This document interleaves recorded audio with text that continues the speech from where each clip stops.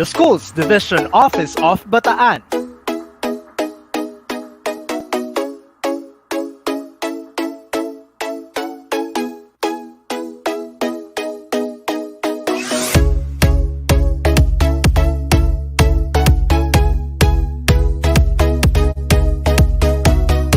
In the Learning Resources Management and Development section, LRMDS proudly presents webinar series for writers, evaluators, illustrators, and layout artists of LRMDS Learning Resource Module.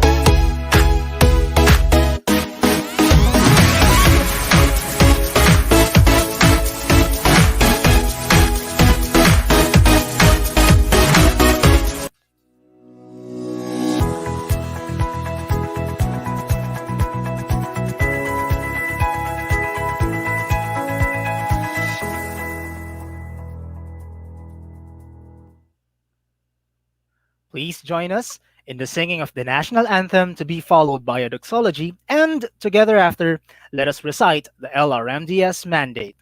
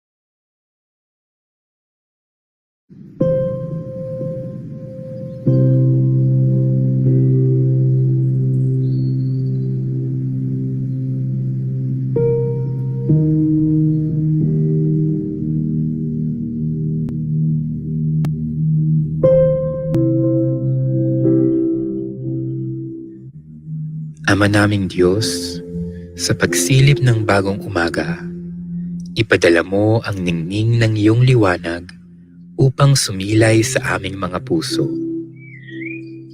Pagkalooban mo kami ng karunungan sa aming mga pagpapasya, tibay ng loob upang bumangon mula sa aming mga pagkakamali, katapatan sa aming mga tungkulin, at kahandaang magbahagi at makipagtulungan para sa ikabubuti ng aming mga pamilya, ng aming pamayanan, at ng aming bansa.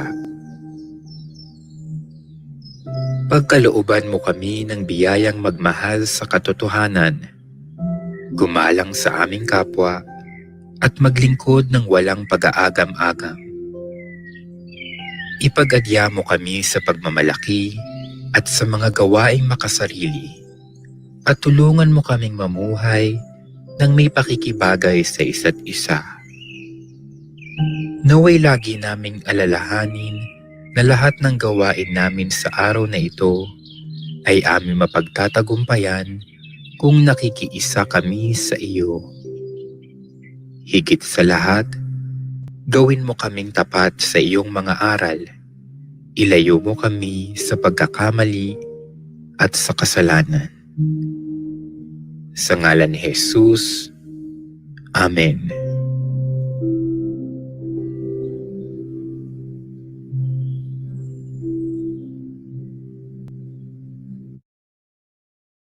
LRMDS mandate to provide diverse, quality, accessible, cost-effective, and appropriate learning resources to all types of learners and teachers in all public schools and learning centers.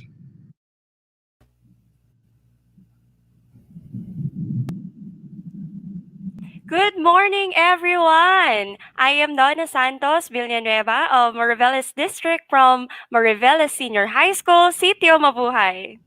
And I'm Jethro Nocom from Hermosa National High School. And we are your hosts for today's session in this webinar series 2.0. So today's webinar will focus naman on our teacher evaluators. Gusto po naming batiin ang buong pamunuan ng SDO Bataan sa pangunguna ng ating Schools Division Superintendent, Dr. Romeo Alip, ang ating pong Assistant Schools Division Superintendent, Dr. Roland Empronda, gayon din ang ating mga supervisors sa Bataan, school principals, guests, at facilitators. At sino pa, partner?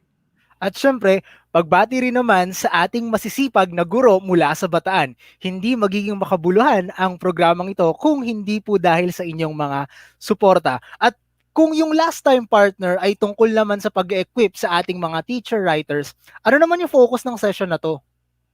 Ang ating mga participants ngayon, partner, ay magpo-focus sa mga bagay tungkol sa pag-e-evaluate. Gaya ng ano nga ba dapat ang evaluate, paano nga ba mag-evaluate, at bakit dapat tayo ay mag-evaluate. So napakahalaga pala ng session natin ngayon. Siguro kahit hindi ako isang evaluator, kahit ako isang writer, kahit isa akong layout artist ako at kung ano-ano pa man, maganda siguro manood pa rin ako kasi siguradong ang mabibigay sa atin ngayon ay kung paano ba na-check yung ating ginagawa at ano yung mga bagay na dapat iwasan, ano yung mga bagay na dapat nating i-consider para mas mapaganda pa yung ating module. Siguradong isa na naman itong meaningful session sa ating webinar series. Tama ka dyan, partner. Ito ay hindi lamang para sa ating mga evaluators for teacher kasi sa ngayon ay kasama rin natin ang ating mga learning area supervisors at content experts. So, paano ba yan? It's shoutout time, partner. Shoutout po sa Limay Senior High School. Lubos po ang aming pasasalamat sa inyong pagsuporta bilang ating studio sponsor. Maraming salamat po. Shoutout din daw po kay Ma'am Lai at sa mga kaibigan niya from Baguio at Mindanao. At sa kanyang SDS ng Tarlac City, Ma'am Maria Carmen Cuenco and ASDS, Ma'am Michelle Mejica. Ayan, shoutout din daw po from SDO Isabela City, Basilan Teachers of Mensi Elementary School.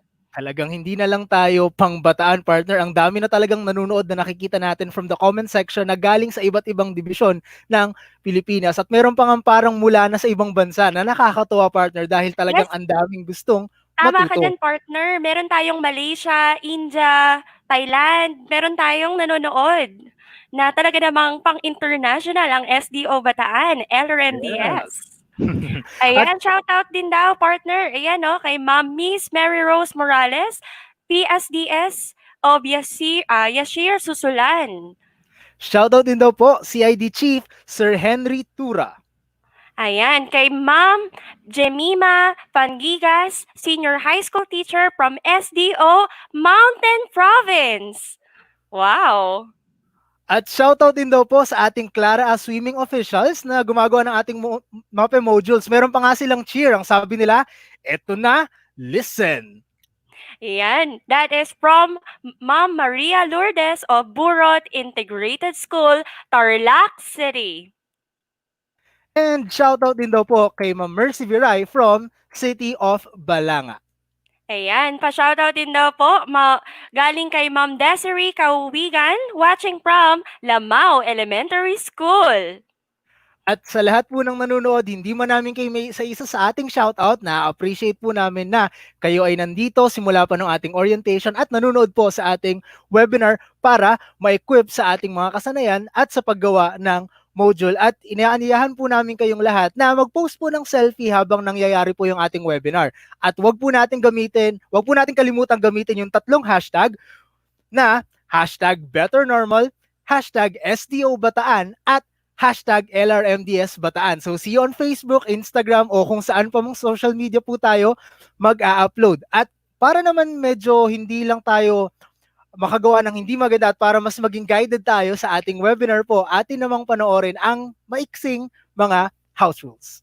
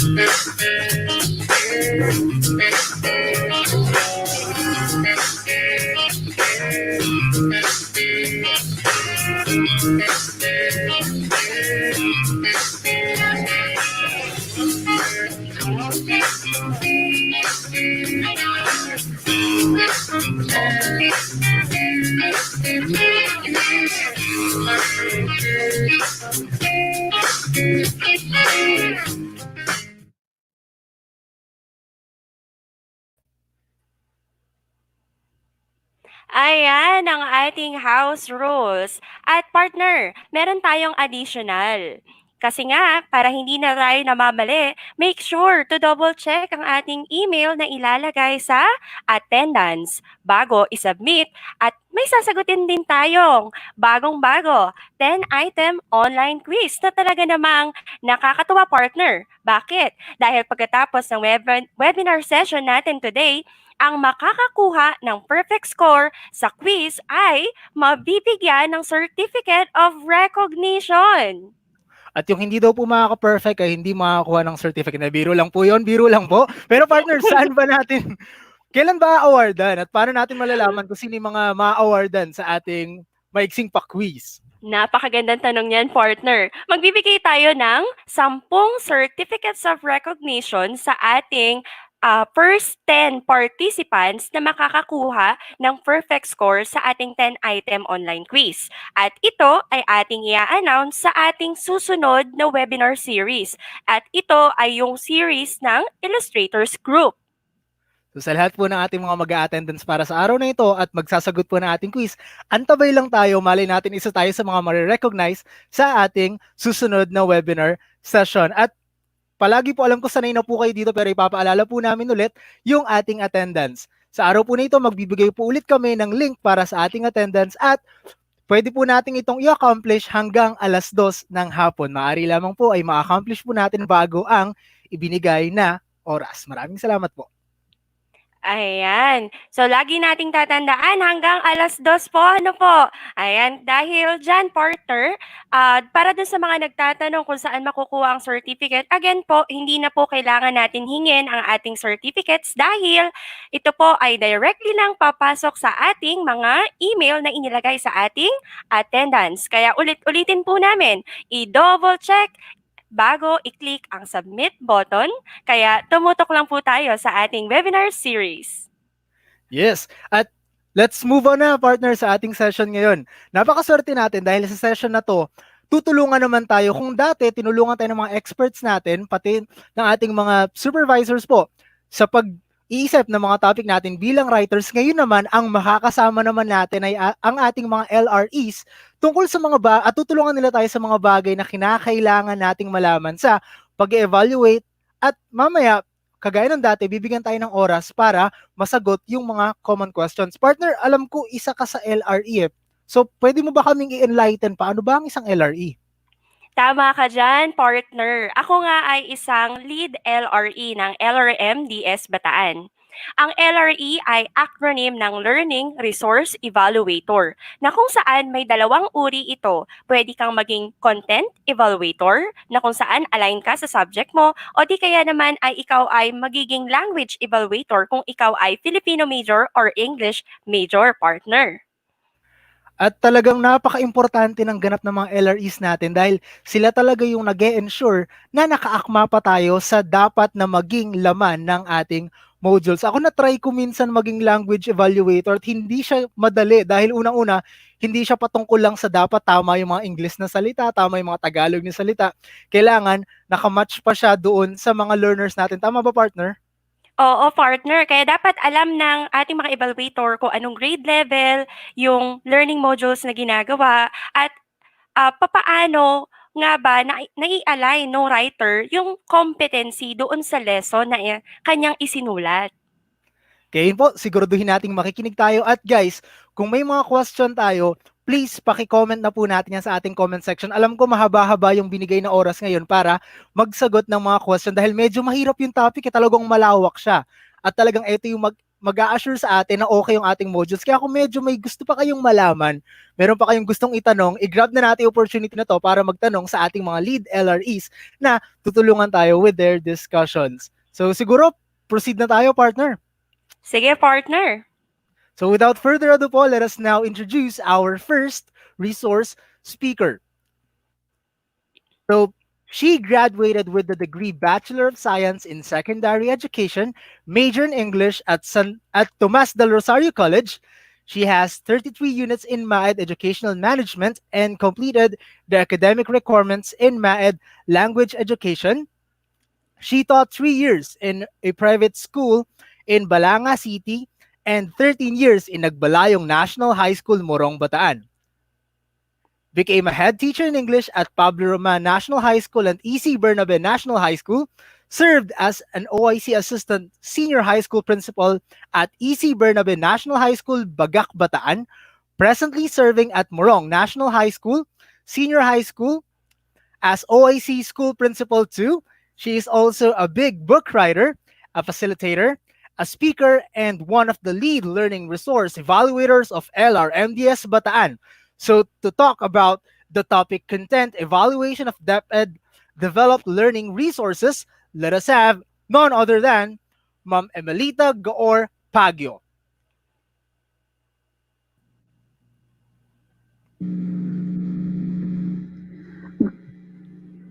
Good morning everyone. Magandang buhay po sa ating lahat.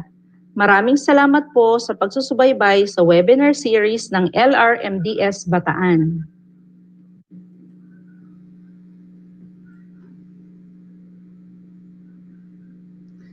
This is one of the most tedious parts in developing a learning resource material, the content evaluation of the module. I am Emelita Gaor Pagyo, SDO Bataan LRE as your speaker. Bilang content evaluator, kinakailangan po na tayo ay maging matiyaga sa ating gagawin. What are the objectives? Number 1, as a content evaluator, we are going to evaluate the content of the module in compliance with the content standards of DepEd.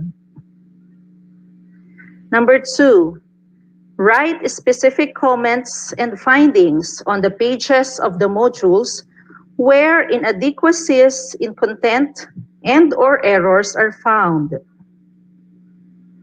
Number 3, prepare and submit content evaluation tool and summary of content findings. And number 4, discuss with the development team the comments, recommendations, and revisions to be done in the module. As content evaluators, we have to communicate well with the writers. Now, what are the roles and responsibilities of a learning resource evaluators? Ano po ang mga tungkulin at responsibilidad ng ating mga content evaluators? Number 1, evaluate and check the assigned LR or module for conceptual, factual, procedural, pedagogical, computational, grammatical errors, violation on social content, and other types of errors. As much as possible, the content evaluator should be an expert in the field where he or she will be the content evaluator. Number 2, write specific comments, findings, and suggested revisions on the errors found in the module. Number 3, accomplish the evaluation tool for content and summary of other content findings.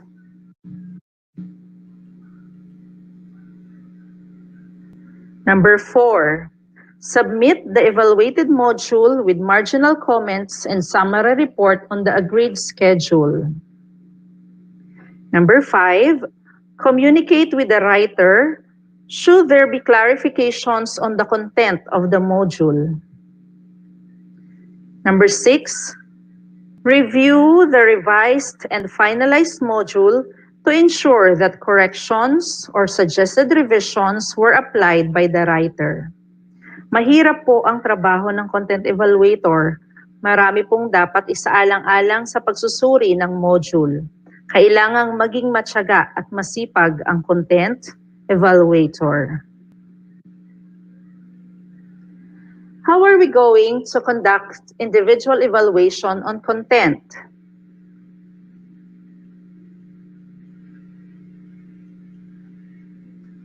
The LREs will receive the following: assigned sets of learning resources or module, content evaluation tool, summary of findings, and guidelines on the content evaluation of DepEd developed learning resources.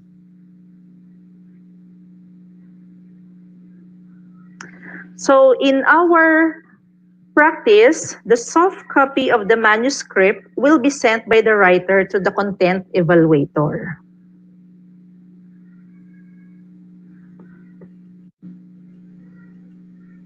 Next,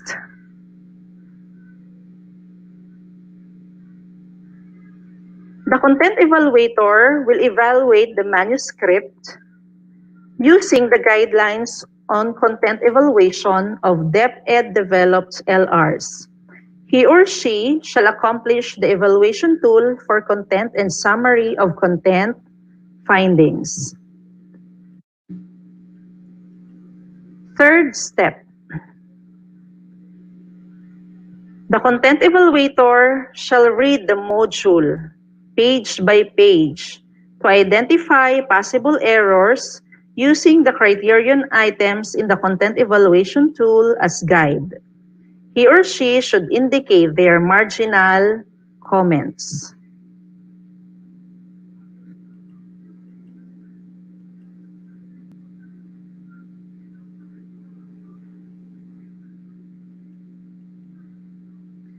The content evaluator should check the following. First, the intellectual property compliance. The evaluator should check if there are copyright violations and if the writer has proper and accurate citations for copyrighted texts and visuals. Pwede pong gumamit ng plagiarism checker para rito. Dapat din pong maging mabusisi ang content evaluator. Ayaw naman po nating magkaroon tayo ng copyright infringement case dahil dito. So bawal po ang maging pirata sa gawa ng iba. So dapat po ito ay tutukang mabuti ng content evaluator. Check. The content evaluator should check the learning competencies. The content evaluator should check if the content of the module is aligned with the target competencies intended for the learning area and grade level.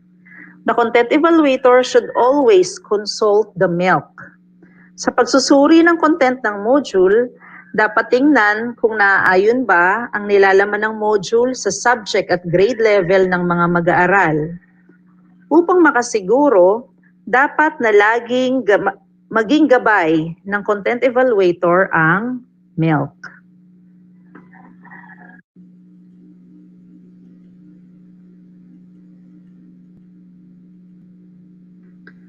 The content evaluator should also check the following.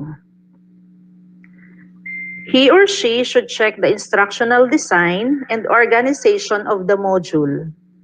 The module should have the following elements: introduction, pre-assessment, lesson proper, generalization, application, post-assessment, and additional activity. The content of the module should contribute to the achievement of learning objectives. It should be arranged and organized logically to achieve the objectives. It should be suitable to the level of development, needs, and experience of the target users or learners. Please take note that the content evaluators should be experts and experienced in the subject and grade level that they will work on.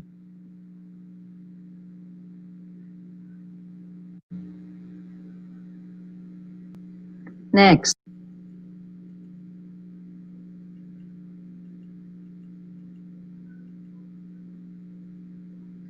The content of the module should reinforce, enrich, and lead to the mastery of the target competencies. The content of the module should also use devices that facilitate progressions from lesson to lesson. The content should also allow for review, comparison, and/or integration with previous lessons. The content of the module should provide motivational strategies. And the content evaluator should make sure that the module will be conversational and considerate of the target user.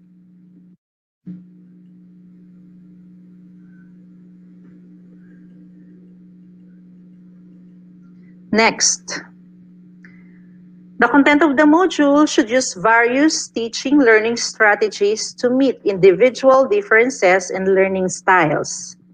The module should also promote the development of higher cognitive thinking skills and 21st century learning skills. The module should also enhance the development of desirable values and traits. Kaya pa po ba ng content evaluators? Katulad po ng sinabi ko kanina, ang content evaluator ay dapat matiyaga. At tingnan ang lahat ng ito sa module.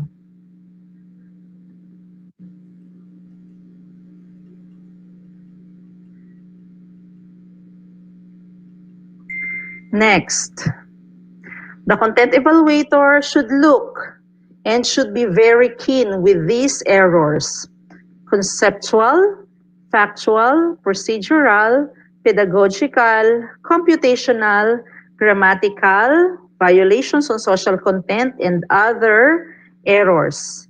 The content evaluator should check all these.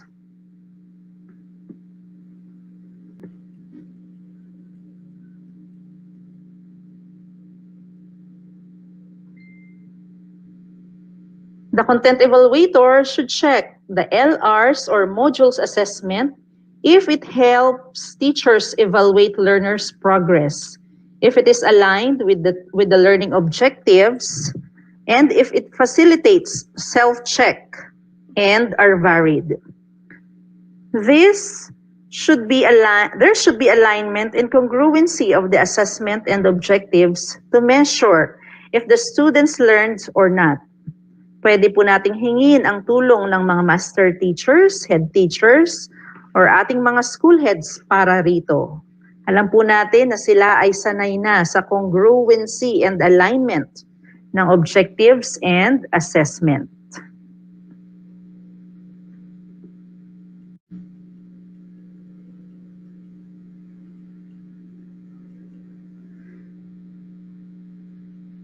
The content evaluator should also check the readability of the module. He or she should check if the words and sentences are within the level of target learners. The paragraphs and sentences should be structured to the level of the intended users, and there should be a smooth flow of ideas within a lesson and from one lesson to another. The content evaluator should also check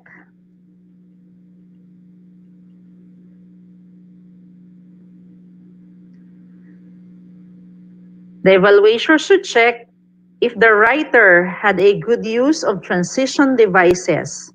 The lessons, instructions, exercises, questions, and activities should be clear to the learners.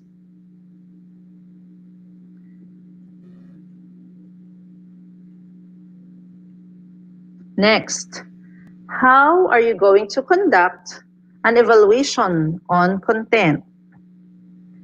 The content evaluator shall write the comments on salient points based on the criteria while examining the module. He or she should highlight in red the portion that needs to be improved or revised, or where the error is found. The content evaluator should specify the comments, findings, and recommendations to guide the writer. These findings should be written in the summary of content findings.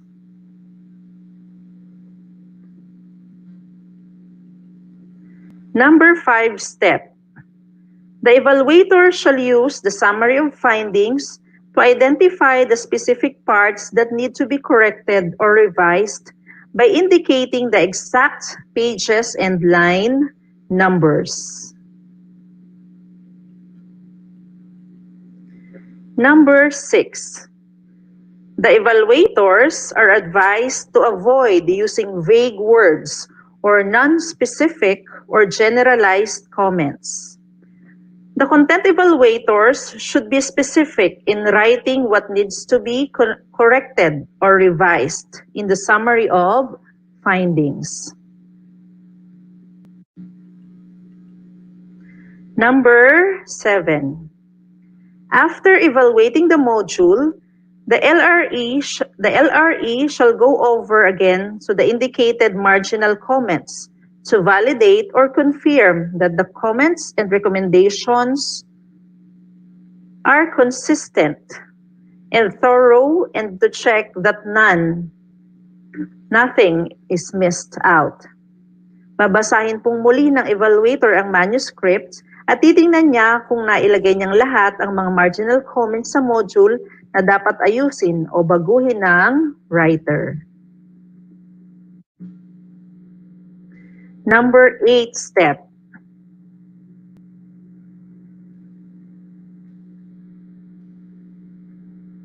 The evaluator should make sure that all comments and recommendations in the module are included in the summary of findings report.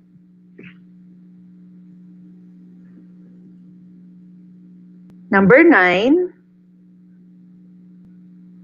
Notes on the specific pages of the module shall support the comments written in the summary of findings.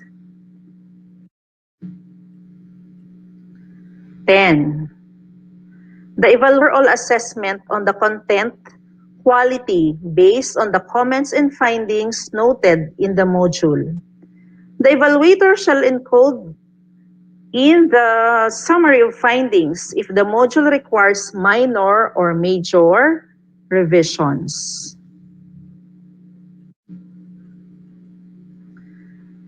Number 11. After evaluating the module, the evaluator shall immediately submit on the agreed date the learning resource or module with marginal comments and the accomplished summary report. In our practice, we are going to send it to the writer para kung kinakailangan niya pang palitan o ilagay ang mga corrections o kung kinakailangan pang i-revise ang kanyang sinulat. Number 12.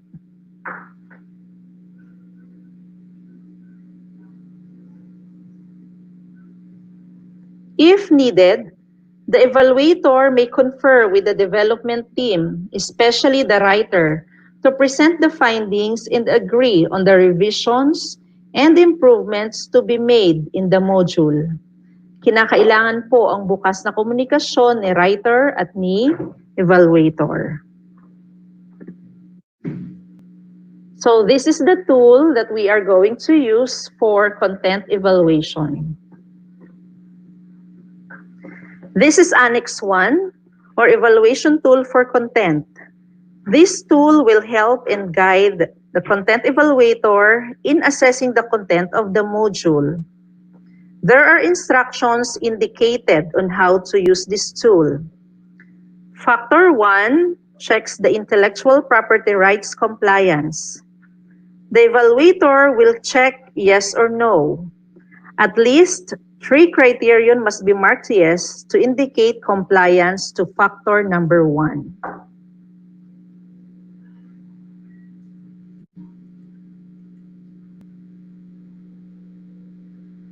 Factor number 2 checks the learning competencies.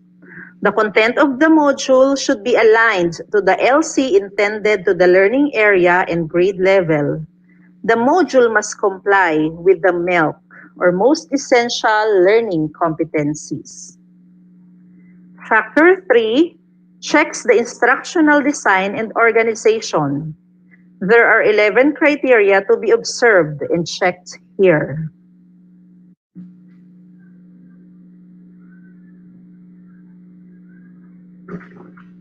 This is the continuation for factor number 3. The module should score at least 8 over 11 to pass factor number 3.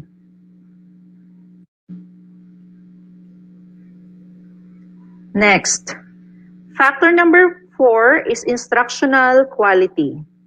At least 5 criterion items must be marked yes to indicate compliance to this factor. Factor number 5 is assessment.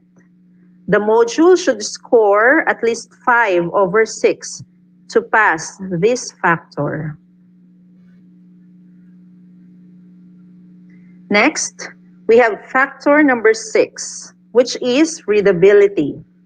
At least 5 criterion items must be marked yes to indicate compliance to this factor.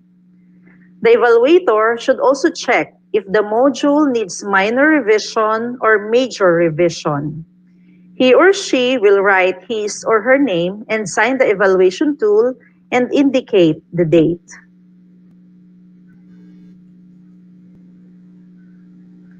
This is Annex number 2. The content evaluator shall write the summary of content findings for the module on this document. The LRE, or content evaluator, shall indicate the paragraph, line, page number in chronological order. He or she should also write the brief description of errors, findings, observations, as well as the specific recommendations for improving the identified criterion.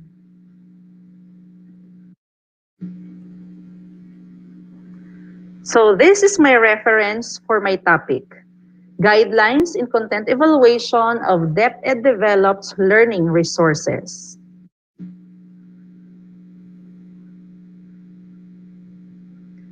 One of the mandates of LRMDS is to produce quality learning resources. Hence, we have to do content evaluation on our modules to secure its quality for our learners. Remember that students believe what they see and read from the learning materials that they use. It is imperative, therefore, that there should be no errors in our learning materials. The process may be too tedious for the content evaluators, but hard work produces best results. Let me quote John Ruskin. Quality is never an accident. It is always the result of intelligent effort.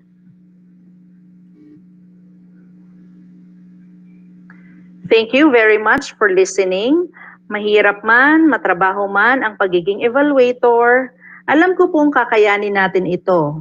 Hashtag para sa bayan, hashtag para sa bata. God bless everyone.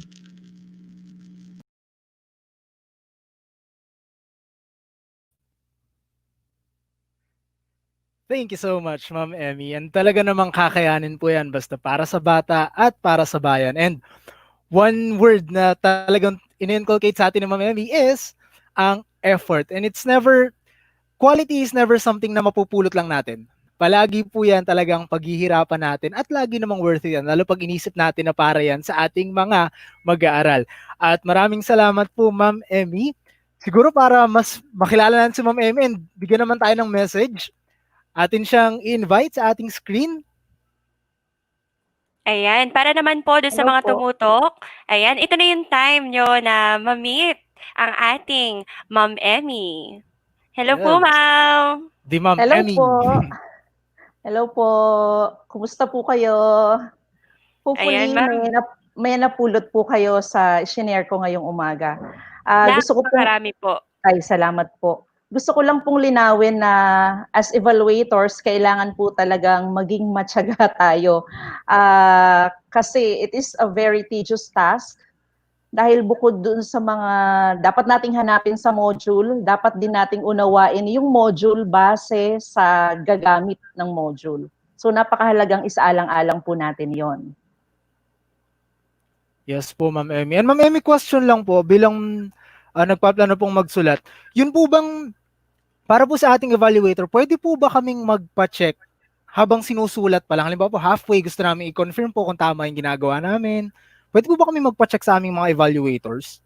Pwede naman po. Mas maganda po yun kasi habang maaga, mas naia-align ng mabuti kung akma ba sa grade level, kung naakma ba sa milk. Para sa huli, mas less na yung tatrabahuhin ng ating mga evaluator.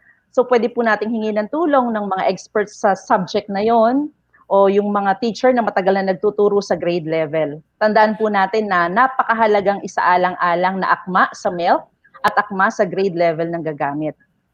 So, Ayun, yun marami po. po salamat, Ma'am Emmy. Baka po mayroon po kayong message para dun sa mga baguhan, yung mga first-timers po natin na content evaluators. So, wag po kayong kabahan. Nandito naman po kami para umalalay sa inyo. You can message us through email or through FB Messenger. Very willing po kami na tumulong. Sa mga nagtatanong po, i-share naman po namin tong presentation sa inyo, pati yung guidelines on how to evaluate. Though matrabaho nga siya, pero wala naman pong hindi nakukuha sa tiyaga. Tandaan po natin na napakadelikado ng mga modules, lalo na kung maraming mali. Kasi kung anong makikita ng bata sa module, iisipin nila na iyon ay tama. So kung mga mali ang nailagay natin doon, we are destroying what the learners would know or would learn in the future. Kaya napaka-critical po ng magiging trabaho ng mga content evaluators. So wag po kayong mag-alala, we are very willing to help. Ayun naman Yes, pala, Ma'am Emmy. maraming Ma'am- salamat, Ma'am Emmy. So Ma'am kung Emmy, ako pala ay first-timer, ay hindi ako kakabahan kasi nandyan yes. ang ating mga lead LRE para tayo ay gabayan. Yes. And partner, baka may message din si Ma'am Emmy doon sa mga writers natin na kumikirot yung puso pag nakikita na yung mga comments. Oo nga. About the evaluation. Ayun. Tama po. So napakahalaga din po na magkaroon ng magandang komunikasyon ang writer at ang content evaluator. So kung medyo magiging mabusisi po si content evaluator, dapat pong lalong magpasalamat si writer kasi nakikita doon yung malasakit ni content evaluator sa writer. Pwede naman pong pag-usapan ng maayos yung mga dapat ayusin pa ni writer. Pero sa totoo lang po, talagang masakit sa ulo ang pagiging evaluator. Pero katulad nga ng sinabi ko, walang hindi makukuha sa maayos na pag-uusap. Tama po kayo dyan, Ma'am Emmy. Actually, nakaka-relate po ako talaga dun sa mga time na yan. Kasi may time po na pag nag-evaluate po tayo ay talagang kailangan nating suyuin ang ating writer. Ano po, na para hindi din Tama. sumama yung loob niya at maunawaan ng bawat isa na yung ginagawa po nating pag-evaluate bilang content evaluator ay para mas mapabongga ang kanila pong mga modules na sinusulat. Tama. Kaya po talagang dapat magkaunawaan silang dalawa para mas maging maayos yung magiging trabaho at content ng mga modules. Yes So, po. yun po, basta wag lang pong kakabahan, kaya po natin yan. Sa umpisa po talaga medyo mahirap, may mga sleepless nights, kasi kailangan talagang busisiin, tingnan sa module, at tingnan ang milk, tingnan yung learning competency kung akma, tingnan yung mga salita, tingnan yung content, i-check kung ito ba ay original o hindi, kung ito ba ay sumusunod sa social content guidelines, kung tama ba ang grammar, tama ang approach, tama ang strategy. So napakarami pong dapat isaalang-alang ng content evaluator. Ayan. So, parang ano lang to, no? Pag ikaw ang content evaluator, kailangan mo talagang busisiin lahat. Ayan. Ma'am, baka po may gusto kayong i-shout out dyan. Shout out lang po sa mga teachers ng Morong Senior High School at mga teachers at school heads ng Morong District. Hi po sa aming PSDS, Sir Atan. Sir Ayun. Jonathan de Guzman. And sa lahat po ng mga nanonood, maraming salamat po sa inyong pagtangkilik at masarap po sa pakiramdam na tayo ay nakakatulong po sa level po ng ating kakayahan. So, yun lang po. Maraming salamat po. Maraming salamat po, Ma'am Emelita, Gaor Pagyo. At guys, kung may mga questions tayo, ilodge nyo lang po sa comment sections. Makakasama pa po natin mamaya si Ma'am Emmy, kasama po yung ating other lead evaluators po sa ating Q&A session. So muli po, thank you po, Ma'am Emmy po, sa pag-enlighten po sa amin. Thank you. Ayan, partner, for sure marami ng pagbati ang ating comment box. Kung kaya naman ay try nating basahin kung may mga tanong at kung masasagot natin yung mga tanong nila. Kung hindi man, for sure po, ito po ay aming sasagutin sa mga susunod nating mga session. Kaya mag-shoutout muna po tayo, partner.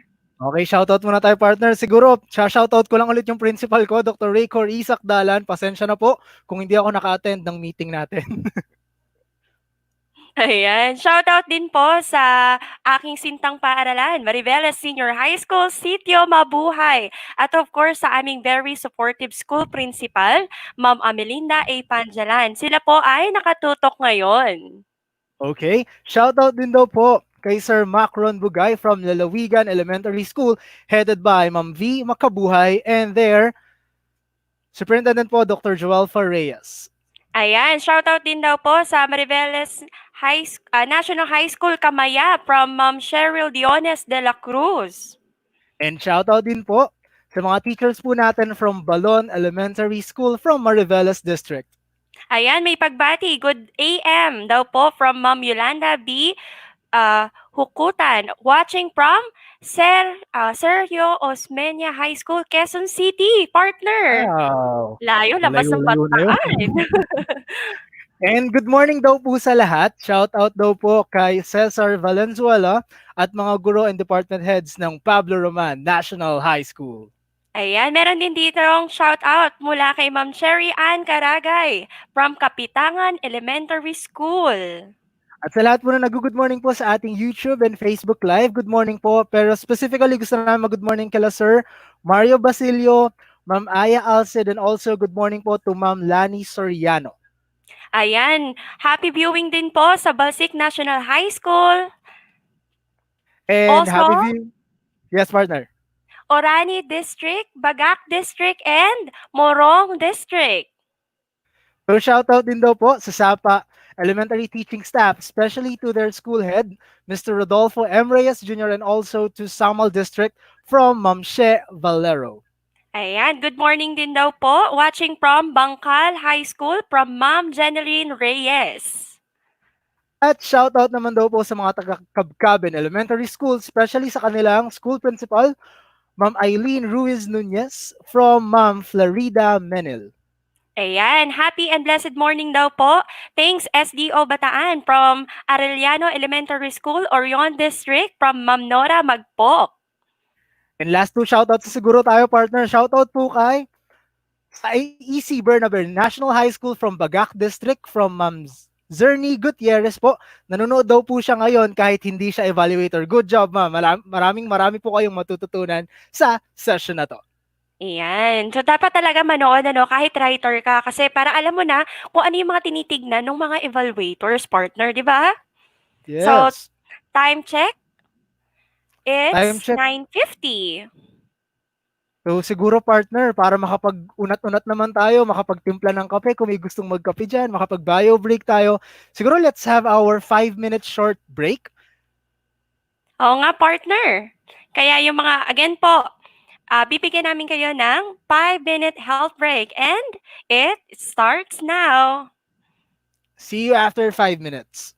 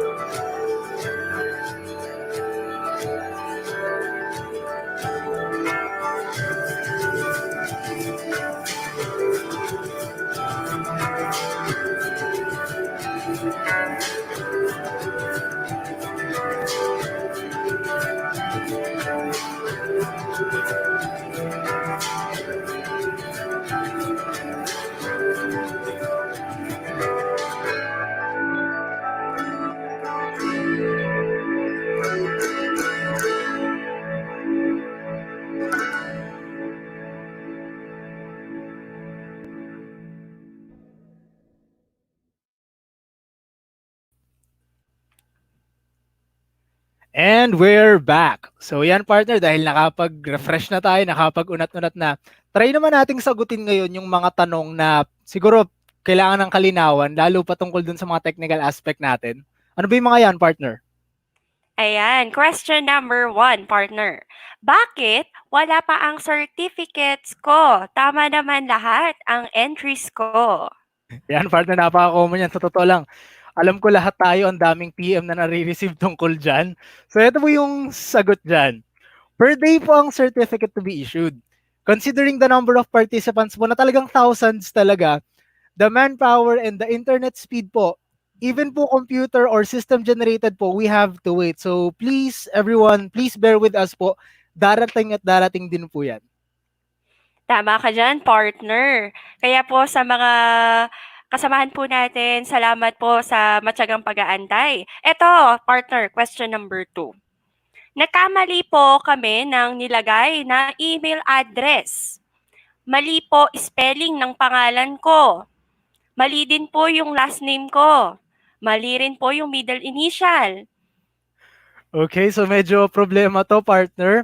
At eto yung binigay na sagot ng ating technical team. Una po, gusto nilang humingi ng pasensya. Sorry daw po, kasi kung ano yung submitted sa form natin, yun po yung i-generate ng system. Kaya next time daw, mas maganda, ma-check natin bago natin i-submit. Lalo po, yung iba nagkakamali lang, nawawala ng M yung deped.com, yung iba naman po, medyo hindi nag-check, nagmamadali sigurong nagtatype. So siguro po, ang rule of thumb po natin para dito, i-recheck muna natin bago natin siya isend talaga para sigurado pong kung ano yung details na ibibigay natin ay tama dahil lahat po ng aming gagawin ay nakabase po sa mga entry ninyo. Tama ka dyan, partner. Alam mo yung simpleng tuldok, napakahalaga lalo dun sa email. Yes, Kasi partner. minsan, baka na itatype na nila ay deped, deped.com na wala yung tuldok or .co nga or yung iba nga .go na lang, wala na yung V, hindi na naging .gov, ayan. So, yun po ay talaga naman, please, sana po ay inyo po atin pong pakaingatan sa pag-e-entry po sa ating attendance para po wala po tayong error. Question number 3, partner. Ayan. Paano po makukuha ang Certificate of Participation sa mga webinars? Okay. So ito po, unang-una po, wag po kayong kabahan. Bakit? Kasi po, automatic na pong marireceive ang certificate sa email na nilista po ninyo sa attendance form na finifill-inan po natin ng mga information sa bawat webinar. Hahanapin lang po ninyo sa inyong inbox, updates, or promotions ang message na no reply. So partner, kusa siyang darating, no? Tama ba? Yes, partner. Ako nakita ko yung sa akin, yun nga nakalagay no reply. Tapos dun siya sa promotion na punta. Kasi yung iba sa updates yung iba naman directly sa inbox na nila. Ayan, Kaya question number 4. napaka-importante nung attendance natin, no, partner. Wag na wag natin kakalimutang mag-fill up ng ating attendance kasi doon doon nakabase yung mga certificates. Tama ba? Tama, partner. O yan, proceed tayo sa question number 4. Maaari po ba makakuha ng certificates ang mga participants na nakapagbigay ng maling information or entries? Okay Ayan, na. ito po yung para sa mga yung mga baka nagtatampo na kayo or Yes. nagagalit. Ayan, ito po, ulitin ko question number 4. Maaari po bang makakuha ng certificates ang mga participants na nakapagbigay ng maling information or entries? Sir Jetro, pakisagot nga. O yan, wag po kayong magtampo kasi willing naman to go the extra mile yung ating technical team po. Ang pinapasabi po nila, oo daw, meron pa daw tayong chance para makuha kahit nagkamali tayo ng ating information or entries. Paano daw? Sabi partner, ngayon daw umaga na to sa webinar series natin, may ibibigay daw na link na kung saan magkakaroon tayo ng talaan ng mga participant na nakapagbigay ng maling entry. Ang gagawin lang natin, pag nakuha na po natin yung link na announce na mamaya, hintayin lang po natin at kailangan lang po natin i-accomplish yung form na ito. At siguro bibigyan natin ng allowance kasabay na lang din ng attendance, siguro hanggang 2:00. So kailangan lang po natin i-fill up po lahat ng yung mga forms para po makuha po natin yung ating mga certificates kahit nagkamali po tayo ng entry doon sa mga previews na ating webinar session. Ayan, tama ka diyan partner kasi sino ba ang nagta-type sa ating attendance, 'di ba tayo rin po. Kaya po if ever nagkamali po at wala po na-receive na email, ayan po ay binigyan na natin ng solusyon kahit po ayan ay hindi naman po kasalanan ng ating technical team. Again po, napakababait po ng ating technical team. Talaga namang may chance tayong mai-correct yung mga namali po nating entry. Kaya abangan po natin yung link. Kahit po ako, mag-aabang ako ng link kasi meron po ako mga kasamahan din na nagtatanong sa akin personally na baka naman makuha pa nila yung certificate dahil mali nga po yung kanilang entry. So yan, abangan po natin yung link mga kasama. At shoutout naman natin yung technical team natin, partner, na palaging nandyan. Una, shoutout kay ating direct. Yes, hi Derek! Oh, Sir Direct Melbourne. Melbourne from Na Limay. napakaswabe. At syempre, shoutout din po kay Sir Eman na pag narinig nyo namang nagsalita, talagang medyo matatakam kayo dahil katunog niya yung nasa, anong vlog kasi yun, partner? Sangkap Panlasang Pinoy ba? Pinoy, ayun. Yes, yes partner, talaga naman yung boses ni Sir nakakabusog ano, at Yes. nakakagutom. Iniisip ko lagi 'pag yung boses niya nadidinig ko yung ano, ano ba yung niluluto ni Sir? At Makikita natin siyempre, siya sa sino ating pa webinar for partner? layout. Sino pa ba ang nasa likod ng ating, webinar na ito? Kasama ni Sir Melbourne at ni Sir, Eman. Walang At iba syempre, kundi sino, partner? Ikaw na ang mag-announce. ating LRMDS Supervisor. Ayan, no other than Sir Edgar Garcia. Thank you po, sir.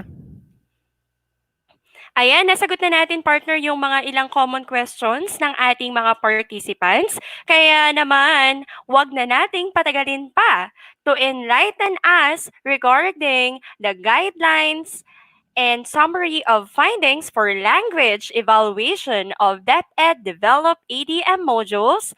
This time, let me introduce our next resource speaker. She is an OIC Assistant School Principal 2 of the Senior High School in Lamau National High School, Limay, Bataan. She graduated cum laude at Bataan Peninsula State University, Balanga City, Bataan last 1998 with a Bachelor of Science in Secondary Education, major in General Science. She finished her graduate studies last 2017 with a degree Doctor of Education, major in Educational Management at the same school. She is also a science enthusiast who had deep interest on science investigatory projects or SIPs, a national demonstration teacher in research, curriculum writer in science, a facilitator, a speaker, and one of my co-lead learning resource evaluators of LRMDS-Bataan. She is Ma'am Miguela B. Cayabyab.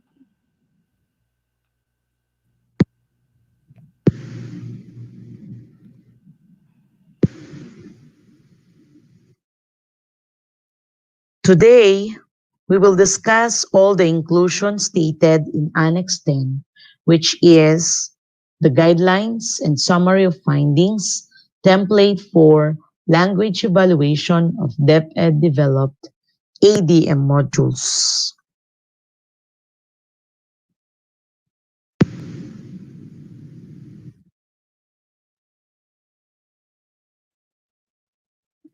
Our objective for today is to review the language content of the assigned ADM modules and write marginal notes to indicate errors found.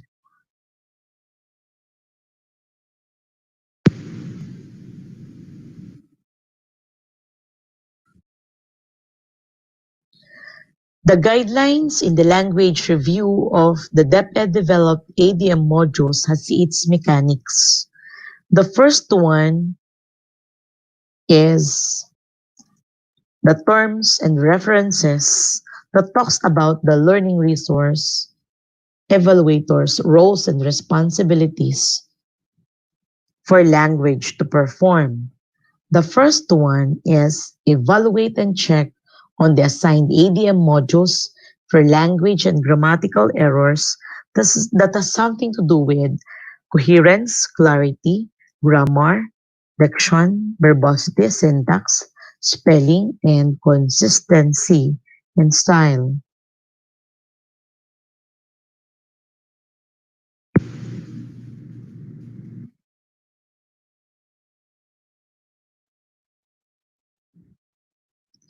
To continue on the roles and responsibilities of language evaluator,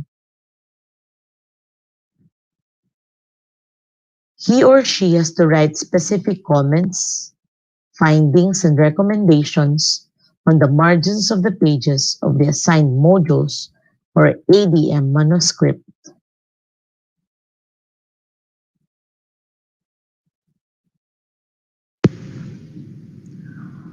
To continue on the roles and responsibilities of language evaluator, he or she has to accomplish the summary of findings report that shall guide the development team in implementing the recommended revisions.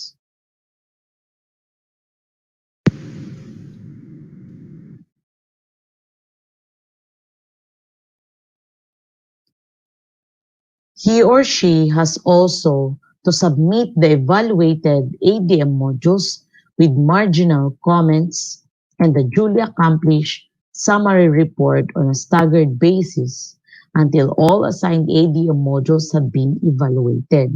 So this means that once a certain module has been evaluated already, he or she has to submit it to the quality assurance team for further checking and revisions until all the AD modules has been evaluated and finalized.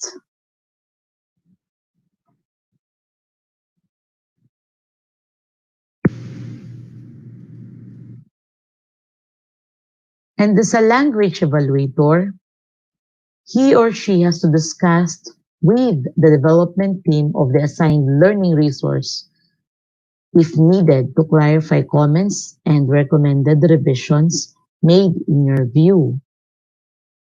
Siyempre, hindi rin naman po lahat makukuha sa isang tinginan lang yan at magkakaintindihan.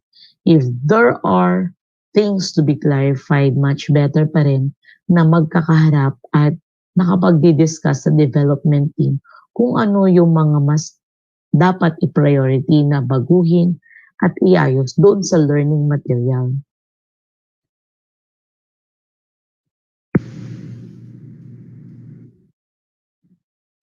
And as a language evaluator, we should bear in mind that we will receive the following materials. Number 1, the assigned ADM modules to be reviewed, the guide in the language review of depth and developed ADM modules, and the summary of language findings template, which can be found in Annex 1 to be provided by the LRMDS in a digital copy.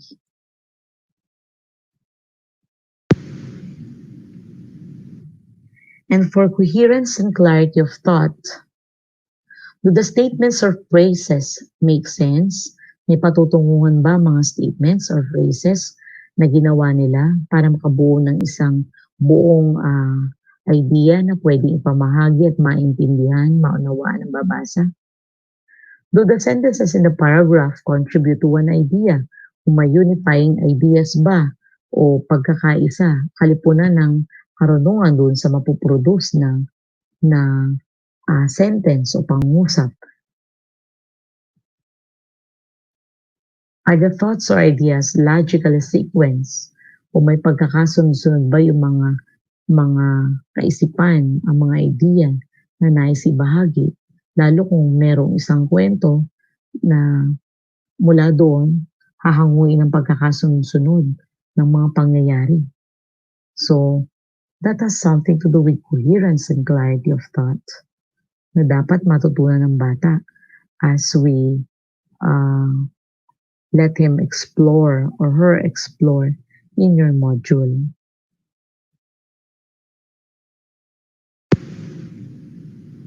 And for the coherence and clarity of thought in continuation are the conjunctions and transitional phrases Used to link sentences or paragraphs? Gumamit ba siya ng mga conjunctions and transitional phrases para mapag-ugnay, especially those words na tambalang salita, 'di ba? Even sa Pilipino, meron din tayong paggamit ng mga conjunctions at transitional phrases. So, tingnan po natin ang mga tamang paggamit nito, kung naaayon ba upang makabuo ng isang mas malinaw na pahayag at mas malinaw na kaalaman sa ating mga mambabasa.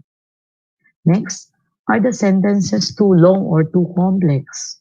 Mamamaya po ay sobrang haba ng words at bumuo na pala ng isang paragraph pero hindi pa nakikita kung nasaan yung period nun.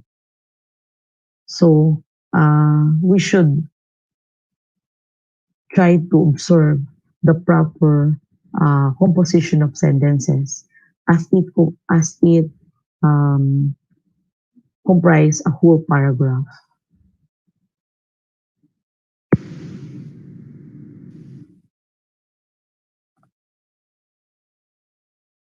And for the grammar and syntax, we should observe the agreement between subject and verb. Plural subject takes plural verb. Singular subjects take singular verb. So we have to be careful on that. Next, the misplaced modifiers. This can usually be corrected by moving the modifier to a more sensible place in the sentence, generally to the word it modifies.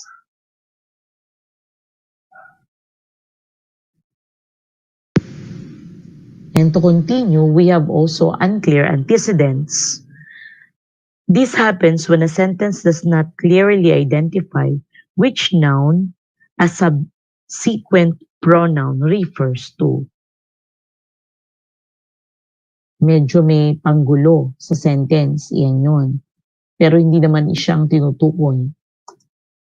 Next, we have faulty parallel construction in the sentence which occur when items in a series do not have same grammatical structure. So take for an example, Manny is neither a Democrat nor is she a Republican. So it is a faulty parallel construction. Pero pwede naman natin siyang iayos o baguhin na kung saan we could say that Manny is neither a Democrat nor a Republican. So yun ang mas tama. And to continue in grammar and syntax, we have split infinitives. This consists of a word to form a verb. Example, to suddenly go and to quickly read.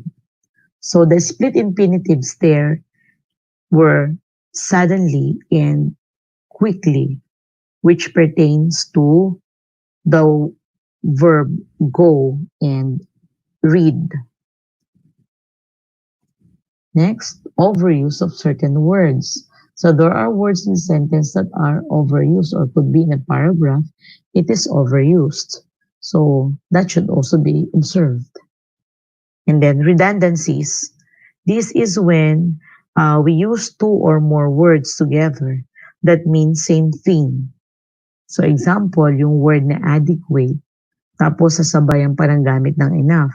Ang adequate at saka enough, pareho lang naman ang ibig sabihin.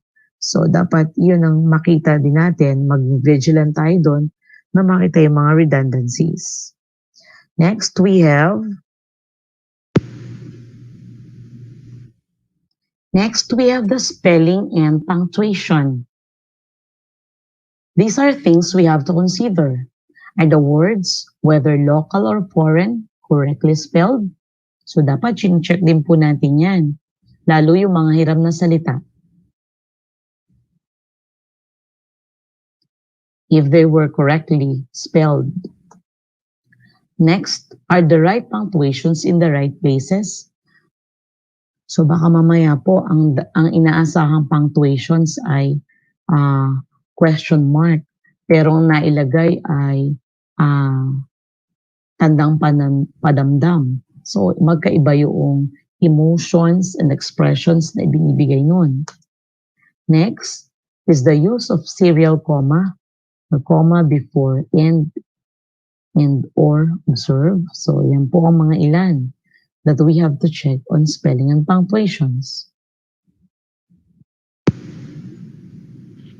And when it comes to consistency in style, where alternative spellings are permitted, was a choice made and used consistently throughout the material.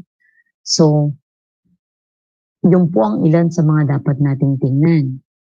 Consistently bang ginamit ang lahat ng words o ang choice of words, even the tone, ay continuous bang ma-observe all throughout the material or the learning resource. Next is the need for the same tense or person observed.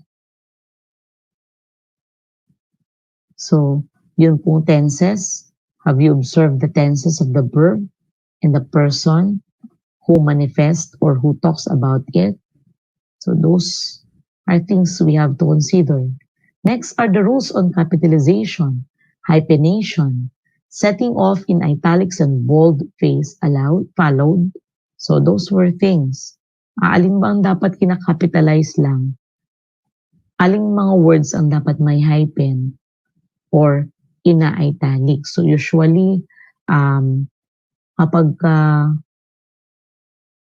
pangalang pantangi, naka-capitalize siya, di ba po? And kung tambalang salita, may mga hyphen yan. So those were things that should be observed.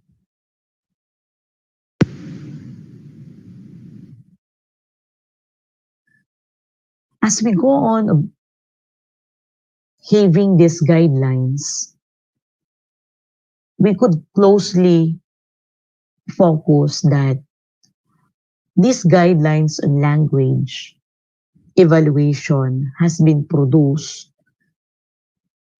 and created as a tool to simplify and apply the principles on educational soundness in making a learning resource material like the module, wherein these principles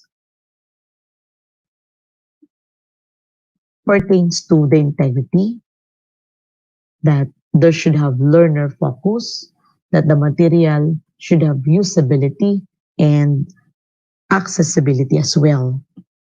What do you mean by integrity? When we say integrity, which can be found in the language itself, is that the language used by the writer follows what is prescribed and what is needed in the learning competencies. So it follows the curriculum guide. Learner focus. When we say learner focus, the language to be used as we check everything on coherence, clarity, grammar, and syntax should also take into consideration if the learning resource material is a learner focus when it comes to the words being used, the language that has transpired on the material, which consider the profile of the learners or the users for whom the materials is intended to, since our learners were all diverse. Iba-iba sila, diba? So meron diyang from minority classes. So yung iba mga nasa middle class. So dapat titingnan din kung paano yung material o yung learning material will cater diverse number and kinds of students or learners. Next, you have the usability of the module. This has something to do or relevant in terms of the curriculum to support the process of learning as it enhances the ability of the learner to engage with its content through the use of language, through coherence and quality and everything. So, nagkakaroon ng silbi, nagkakaroon ng siya ng gamit once kayang yung mga ginamit na salita ay maka-engage doon yung learner, makarelate doon. So, yun po sinasabi natin usability. And when we say accessibility, using the use of language or through language is that if it complies with the standards of the students, especially those with disabilities, hindi naman inaaba, binabasa nila yung material mo, pero hindi kailangan sila ay parang inaaba o inaapi. So, walang diskriminasyon. Both on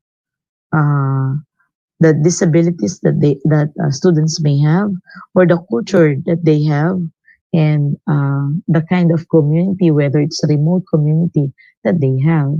So yun yung tawag nating accessibility. Having all these four principles were the educational soundness that should be applied in evaluating the language of a certain learning resource material.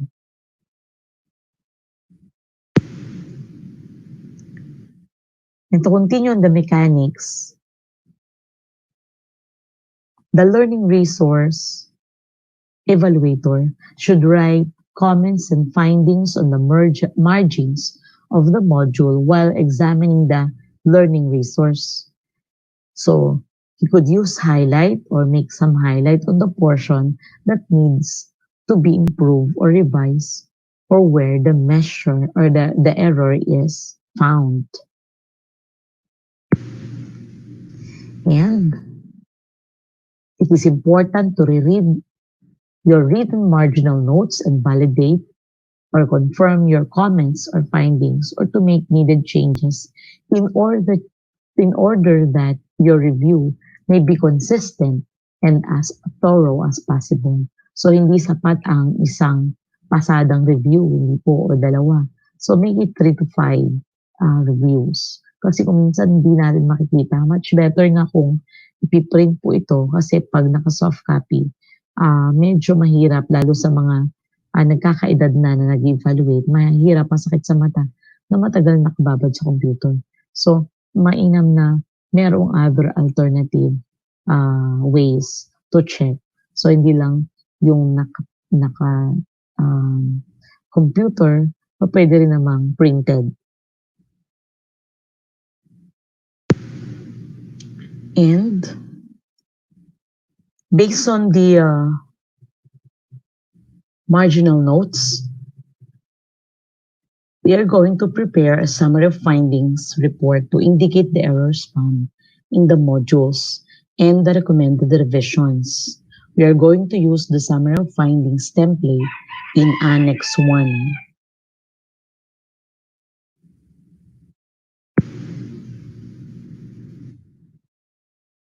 So, this is the Annex 1, our example, which contains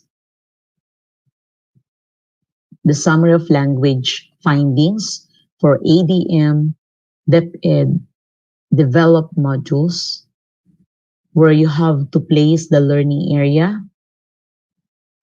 that you have evaluated, the title of the module, the writer, the name of the illustrator, and the name of the layout artist,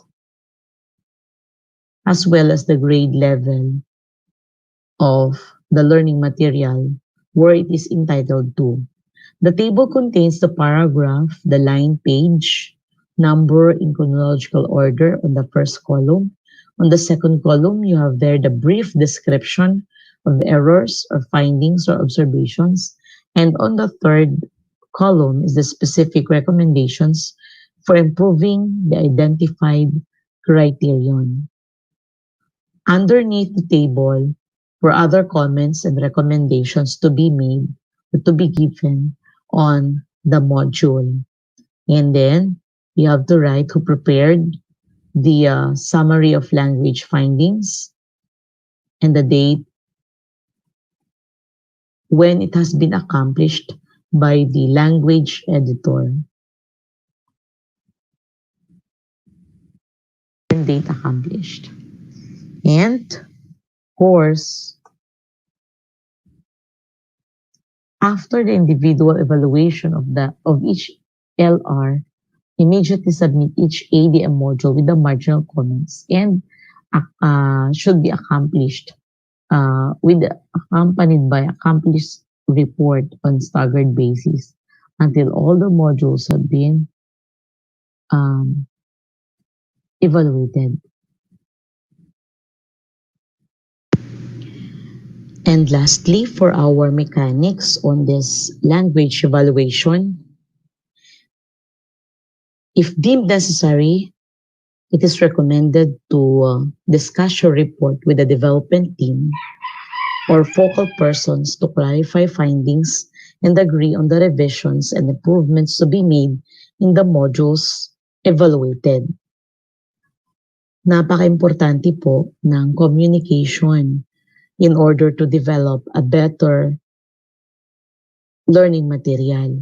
Sa anumang pong organization o sa anumang pong samahan, since we are considered teams, we should communicate with each other and collaborate. Mas higit na maunawaan po ng development team kung ano ang mga changes na nais nating mangyari o pagbabago pa o anong pang mga improvements na kailangan as they make revisions on the learning material.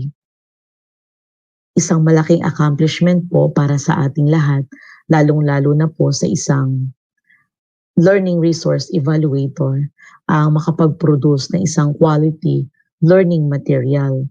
Ano man po ang magiging kakahinatnan ng ating mga modules, nakasalalay po ito higit kanino man sa mga learning resource evaluators dahil sila po ang magpapahintulot kung nararapat na ba i-go for printing or for publication ang learning material. Kaya po, malaking contribution ang ginagampanan ng learning resource evaluator, in particular din po sa ating mga language evaluators. So, good luck to us. I'm sure kakayanin natin yan dahil tayo isang team, isang pamilya, hindi tayo bibitaw sa isa't isa. So, kapit lang. Diba po? Kaya natin to. So, that's all.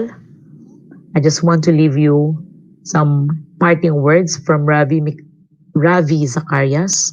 The changes in language often reflect the changing values of a culture because through language is how we communicate, we understand reality, and learn to express ourselves as it reflects our character and as we grow and speak and use it.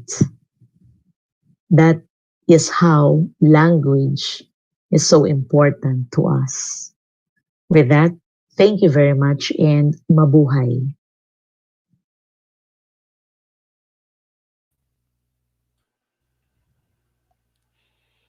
Thank you very much, Ma'am Ayan. Bella, for giving us the guidelines po and the rudiments of language evaluation po for our modules. So, partner, ano bang next na gagawin natin? Siyempre, dahil nag-present si Ma'am Miguela, magkumustahan muna tayo para hingan natin siya ng kaunting mensahe para sa mga tumutok sa ating session ngayon. So once again, let's welcome Dr. Miguela B. Kayabyab. Good morning po. Good morning, po, Ma'am. Good morning. Morning na Ayan, morning, live na dilat-dilat live. pang mata, o, diba? Actually, ma'am, Yes. ramdam na ramdam ko yung pagiging live kasi talaga naman dinig na dinig ko yung yung tilaok ng manok. Inumaga na. Opo. Ganun po talaga 'pag live. At saka yun daw po Yes. palatandaan kapag tayo ay nasa Pilipinas. Yes. Pinoy tayo. Yan. So partner, um, ma'am, tanong lang po baka para po malinawan po ang ating mga viewers, kapag daw po ba yung ay English tapos Tagalog po yung kanyang ginagawa pong module, kailangan po ba natin na yung instruction doon ay ibabatay sa medium po na ginamit? Opo, kasi hindi naman po pwede na i-English natin kung halimbawa ang ating subject in Tagalog 'yon, 'di ba? So dapat nakalinya 'yon. Magkakaroon ng kalituhan ang ating mga bata na gagamit noon. So dahil mahuhusay naman ang guro, kayang-kaya nating ibatay doon 'yon sa MELD. Ang lahat ng gagawin natin dapat naaayon sa ating most essential learning competencies. Ayan, so siguro naliwanagan na yung mga napapaisip kung ano ba yung gagawin nila dun sa milk natin na ganun yung estado. Ma'am, baka po may mensahe kayo para dun sa ating mga newbies na tinatawag na language evaluators na first timer na mag-evaluate ng ating ADM modules. Good luck po sa lahat at saka wag po kayong matatakot or manghihinawa na, ay, bulky ang trabaho. Hindi po. Kasi afterwards, makikita nyo po yung rewards noon na kung saan ay hindi lang yung pangalan nyo ang makikita doon as an evaluator, kundi makikita nyo na itong pinaghirapan po ng buong team natin ay magagamit ng mga bata natin sa buong Bataan. Baka hindi nga lang po buong Bataan na makinabang nun eh. Pag po nakita na maganda ang ating output, po pwede pong magamit pa yun sa region. And nationwide, pwede rin po, di ba po? Lalo while we are waiting for the material from the central office, kung magbibigay po sila, malaking bagay kung makakatapos tayo at meron na tayong output, hindi po ba? Na pwedeng ma-share natin sa ibang karatig rehiyon natin. So, malaki ang maitutulong sa lahat ng learners sa buong Pilipinas, hindi po ba? So, nakaka-proud sa sarili. So, accomplishment na po yun, na nakatulong po tayo kahit sa ating mumunting paraan. Pero I guess hindi yun munti dahil malaking bagay yun na maibibigay, lalo ng isang writer, ng isang illustrator or layout artist, at lalong-lalo na ng mga content evaluators at language evaluators and the rest of the editors. Yes, ma'am, that's true po. Kaya sigurado yung mga efforts natin ngayon, yung mga pagod natin, sigurado ngayon lang to dahil pag natapos na natin to, magiging napakamabunga na itong efforts natin na to at siguradong marami tayong matutulungan. Yes po. So, Ma'am Gela, baka naman may gusto po kayong ibigay na inspiring messages po, inspiring words para dun sa ating mga medyo napapa-camp po ngayon, napapaisip, kumbaga nakikita nila yung bulto ng mga gagawin nila. Basta po, tandaan lang po natin, ang atin pong ginagawa ngayon ay hindi lang po para sa ating sarili. Kung hindi gumagawa po tayo para po meron tayong iwang legacy. Ano po? Legacy, hindi lang po para sa sarili natin na makikita na ito, meron ako na-produce. Being a teacher ay meron akong output. Pero legacy na makikita mo pakikinabangan ng nakararami. At the same time, malaking honor to, hindi lang po sa sarili natin, kundi sa ating school at sa buong Bataan, sa kabuuan. Marami pong salamat, Ma'am Miguela. At muli po tayong magkikita-kita mamaya sa ating Q&A. Kaya in-encourage po namin kung may tanong po kayo kay Ma'am Miguela, mamaya po ay sasagutin po niya live na live sa ating question and answer. Again po, marami pong salamat, Ma'am Miguela. Yes po. See you later, Ma'am Miguela. Thank you. So partner, siguro we can now proceed to our last speaker for this webinar session. Sige, partner, simulan mo na. Kilala ko na po siya. Our last speaker is a cum laude graduate with a degree, Bachelor of Secondary Education major in English at Bataan Peninsula State University in 2010. She also finished Master of Arts in Education major in Language Education in 2014 and Doctor of Education major in Educational Management in 2018 in the same university. At present, she serves as a head teacher 3 at Magsaysay National High School. In 2019, she was awarded as the most outstanding head teacher of the district of Dinalupian. She is also a lead learning resource evaluator, facilitator, speaker, and trainer of LRMDS-Bataan. To further elaborate the language evaluation of DepEd developed ADM modules, let us welcome Dr. Anne-Marie R. Senora Bonifacio.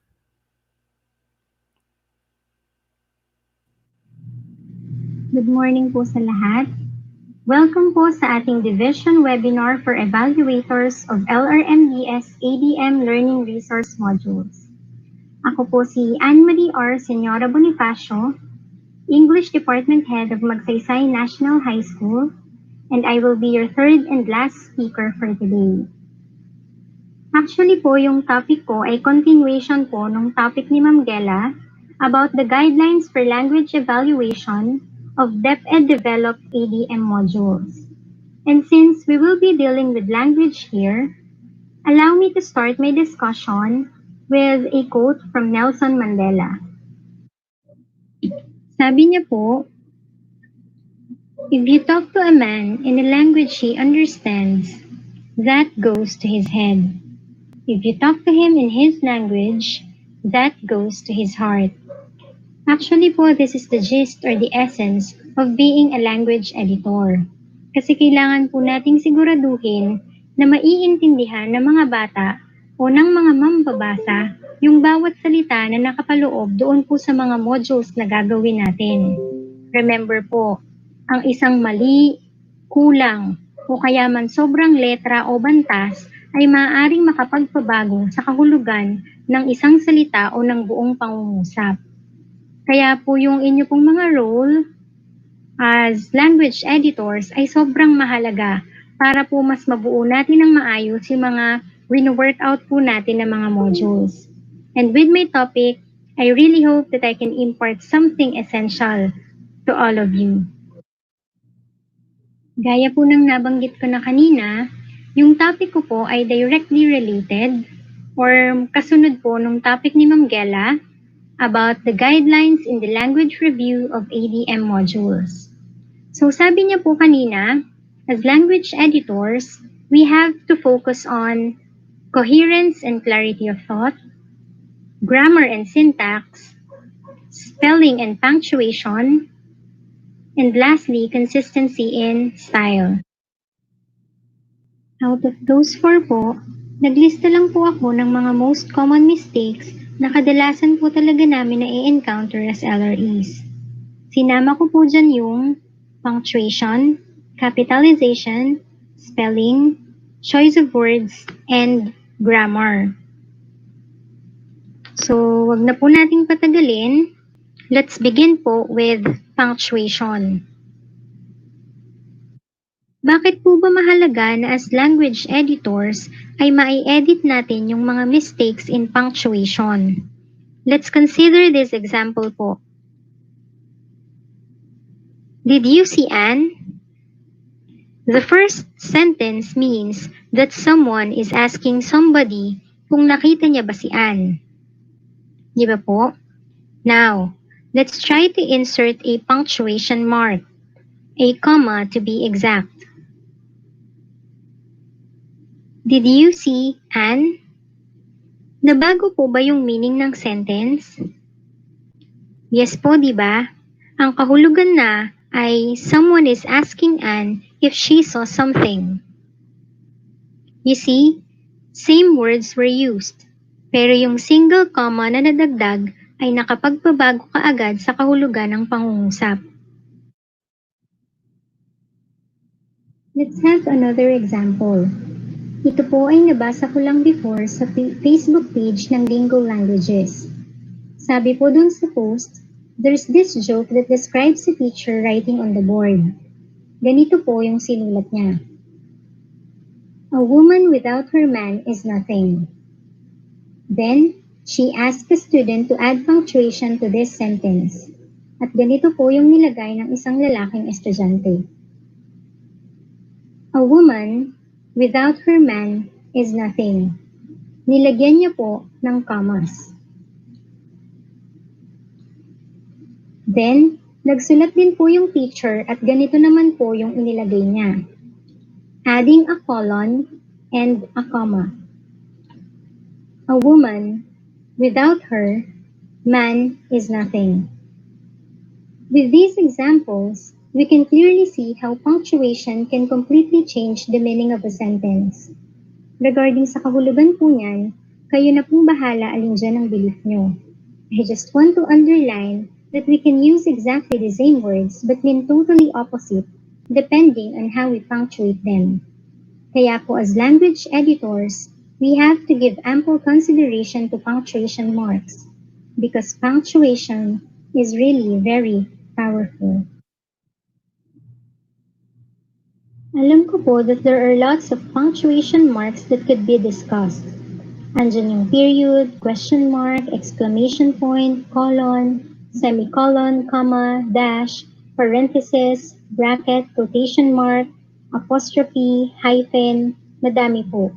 Pero allow me to just focus on few na mas madalas natin makita or mas madalas makalimutan yung gamit. So, ang sinama ko po dyan ay yung mga end marks, comma, colon and semicolon, hyphen and dash, at para po sa Filipino, yung paggamit ng gitling. Let's begin po with end marks. Ano po ba yung mga end marks? We have three. Period, question mark, and exclamation point. Dun po sa period, actually sa paggamit po ng bantas na to at the end of declarative and imperative sentences, wala naman po kaming nai-encounter na problems sa LREs. Siguro po, ang ma-share or dagdag ko lang po about this ay yung paggamit nito after each number or letter in an outline or list. As language editors, we have to notice that periods should be placed after each number or letter in an outline or list. Since module po yung ating i-evaluate, we expect na may mga activities po dyan. Example, test 1, letter A, and then meron pong mga test items below. So we have to use or place periods after each number or letter. Next, we also have to use periods after initials and after most abbreviations. Take note of the word most, because not all abbreviations use period. Let's consider these examples. On your left are abbreviations with period, and on your right are abbreviations without period. Let's consider the first two examples. Abbreviations in people's names and titles generally use periods, pero sa mga academic degrees, hindi na po yun requirement, like in EDD and RN. For the next two examples, some abbreviations are acceptable with or without periods, kagaya po nito, pero it is suggested that if we write in lowercase, use periods. Lowercase letter A, period, lowercase letter M, and another period. But if we use capital letters, we don't have to use periods. However, possible po na meron pa ring periods if these letters are written in small capitals. Ano po ba yung mga small capitals? These are letters having the form of but smaller than a capital letter. Kapag po small caps yung ginamit natin, pwede pong may period, pwede pong wala. Ganon din po dito sa last two examples. These are abbreviations of the words Tuesday and Wednesday. Dito po, with or without, parehong tama. Ano na lang po yung i-observe natin as language editors? Yung consistency po. If we decide to use periods, lahat na po lagyan to avoid confusion.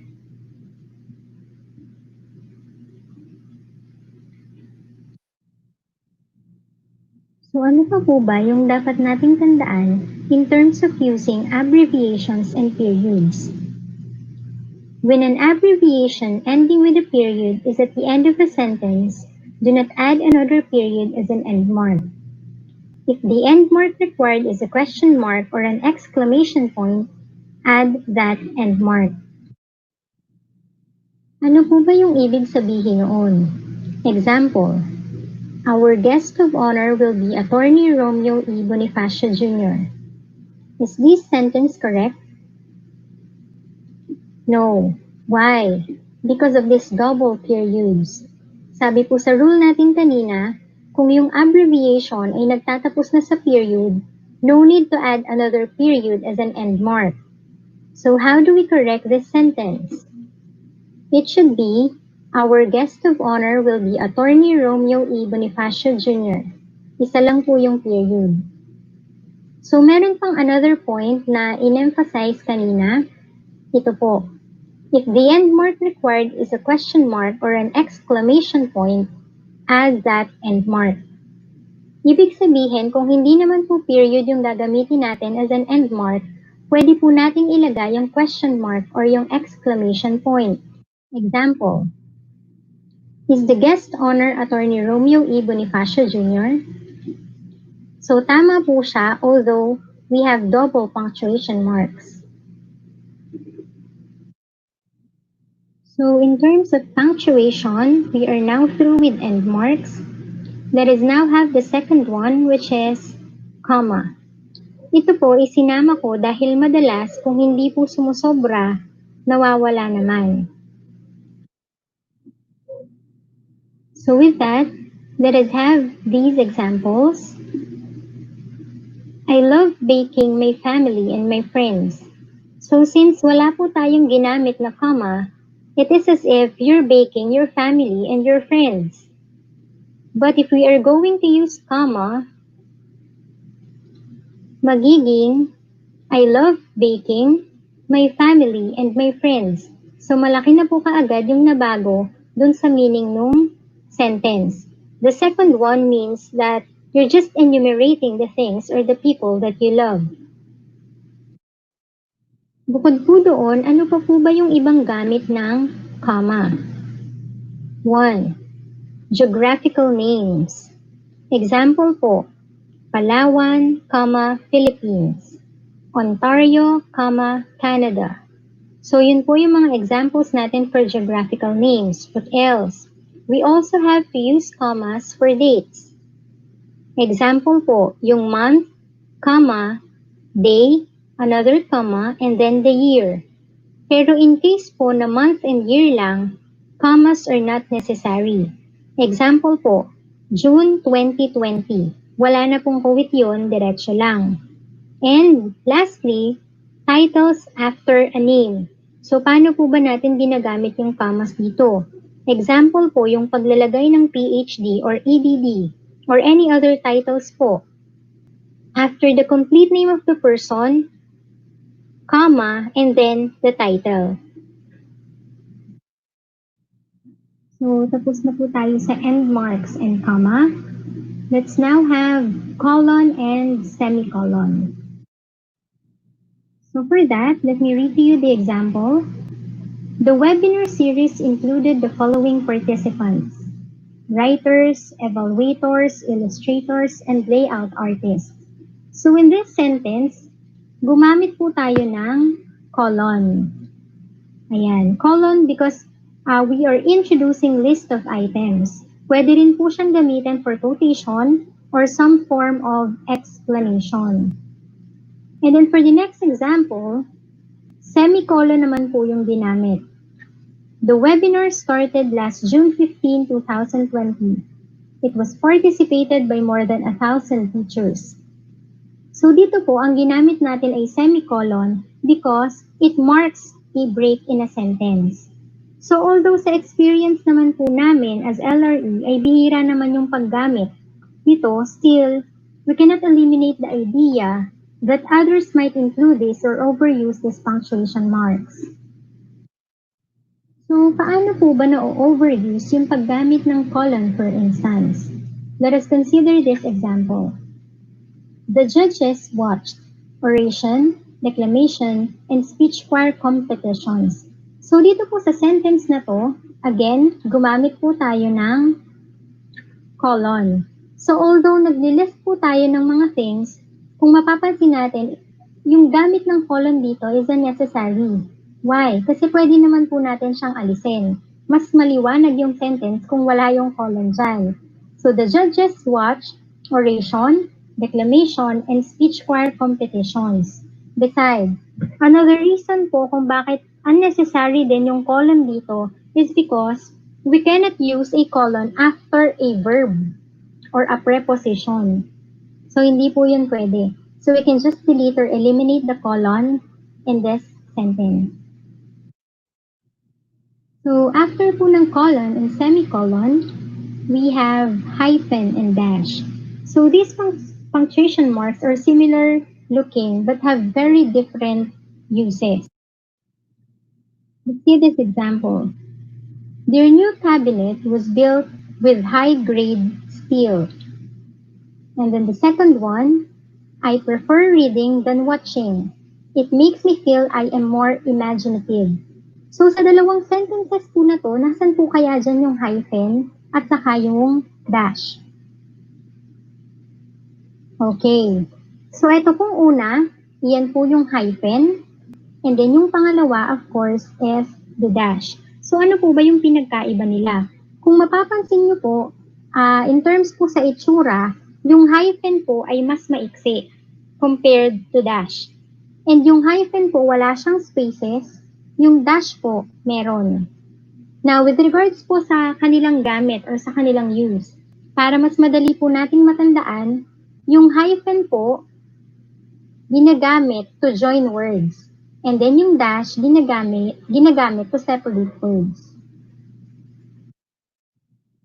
Well, in terms of modules naman po, di naman kami masyadong nakaka-encounter ng major problems with regards to the use of hyphen. Pero meron pa rin naman po, especially if a part of a word should be carried over from one line to the next. Yung sa layout na din po siguro to, kapag meron pong mga salita na hindi kasya, so gumagamit po tayo ng hyphen. Example po, ayan. My husband and I were amazed by the graceful movements of theater actors and dancers. So since hindi po kasya yung salitang movement, pwede po natin siyang hatiin. Move, and then hyphen, ment. Just be careful lang po siguro sa paghahati-hati ng mga salita. Kapag po mga 2 syllables or more, pwede po nating hatiin. Pero it is suggested na kapag po 1 syllable lang yung salita, better po kung wag na po siyang hatiin. Kasi mas awkward po kung makakaiwan tayo ng letter at the beginning or at the end of every line. So kapag po mga one word, buuin na po natin siya, wag na natin gamitan ng hyphen. So bukod po dun sa mga nauna nang nabanggit, saan pa po ba natin dapat gamitin yung hyphen? Use hyphens in compound numbers. Compound numbers. Ito po yung mga numbers from 21 to 99. So kung yung mga numbers po na yun ay spelled out, kailangan po natin silang lagyan ng hyphen. Next po, we have fractions. Alam naman po natin to yung mga 1/2, 3/4, yan. Next po yung mga compound nouns. Ano po ba yung mga examples for compound nouns? Halimbawa po, mother-in-law, grown up. So, ayan po. Same with compound adjectives. Ginagamitan din po natin ng hyphen like For example, much studied, cold-blooded. So, yun po yung mga compound adjectives. And kailangan din daw po nating lagyan ng hyphen yung mga prefixes with X, all, and self. Example po, ex-president, all around, self-employed. So, yun po yung gamit ng hyphen. So, after po natin sa hyphen and dash, punta naman po tayo sa Filipino, yun pong paggamit ng gitling. So, tingnan po natin yung mga halimbawa. Doon po sa nasa kaliwa, nagiba na ang bahay ni Ben. Yung salita pong nagiba, kapag po nilagyan natin ng gitling, magiging nag-iba. So, tingnan nyo po, parehas ng spelling, pero dahil po sa paglalagay ng gitling, nabago po ng tuluyan yung kahulugan ng salita. Same din po doon sa halimbawa doon po sa kanan, nagulat si Ben kay Allegra. Pag nilagyan po ng gitling, magiging nag-ulat.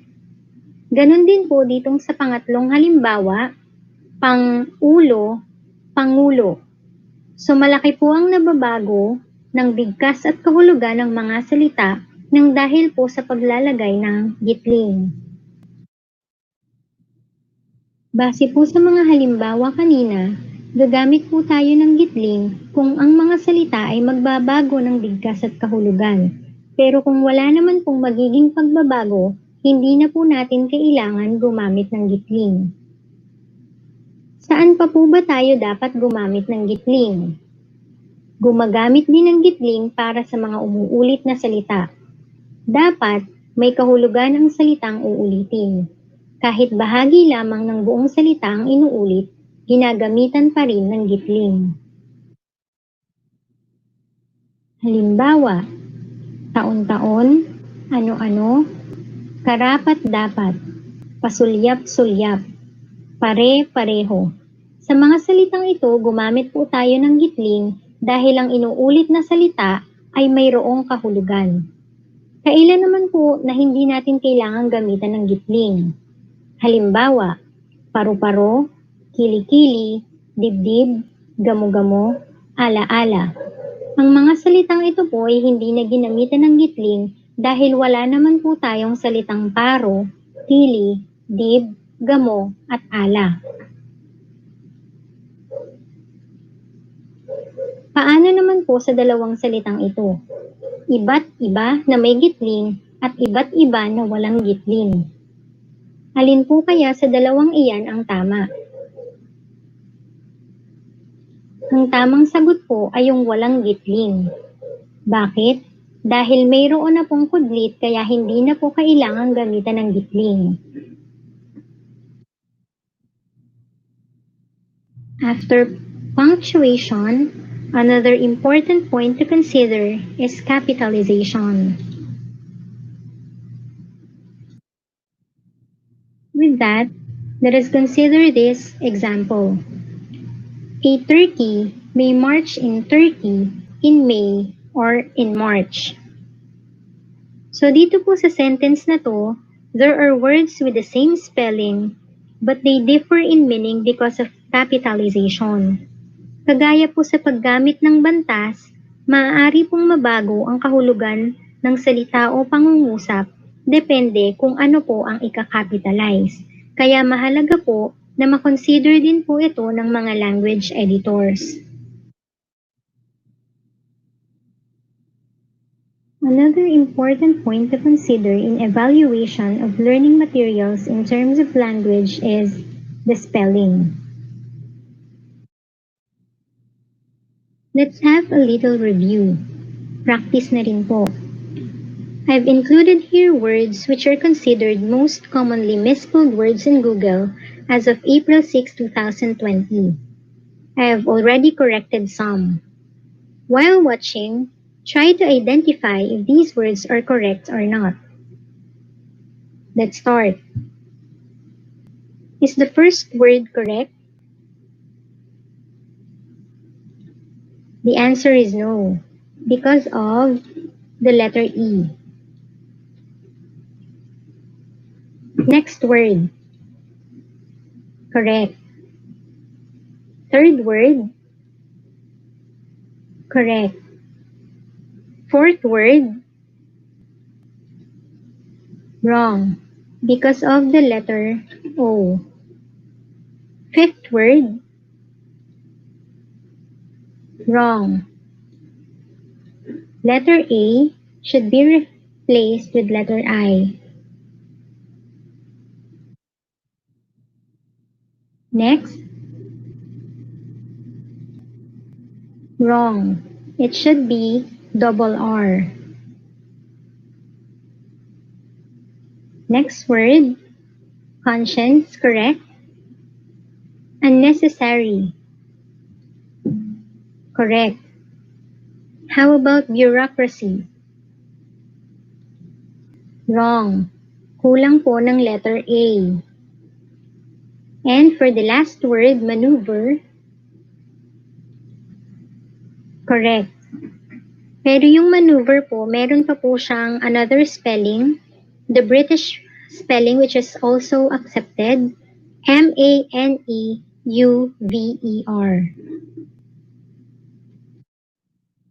So, tandaan po natin, yung spelling po ay sobrang mahalaga. Kailangan po talaga na makita natin kahit yung mga kaliit-liitan. Kasi isang letter lang po dyan yung mamali, yung wrong spelling, maaari na pong hindi maintindihan, makapagdulot ng confusion, or makapagpabago sa kahulugan ng isang salita or pangungusap. Remember, poor spelling distracts the reader and they lose focus. It's hard to read a text for comprehension when it's full of spelling errors. Good spelling facilitates communication and avoids confusion. So let's be particular po with spelling, lalo na po kung ang gagamit ng mga modules na gagawin po natin ay yung atin pong mga estudyante. Next po, sa Filipino naman, ang kadalasan naman po na na-encounter namin in terms of spelling ay yung paggamit po ng na maiksi at ng na mahaba. So, tingnan po natin yung halimbawa. Ben, manghuli ka ng nakahubad. At yung sumunod po, Ben, manghuli ka ng nakahubad. So, dahil lang po sa paggamit ng nang na maiksi at nang na mahaba, malaki po yung naging pagkakaiba ng dalawang pangungusap. Ayan po, sa picture. Sa unang pangungusap po, manghuli ka ng nakahubad. Ibig sabihin po, pinapahuli si Ben ng mga taong nakahubad. Sa pangalawang pangungusap naman po, si Ben po mismo yung dapat na nakahubad.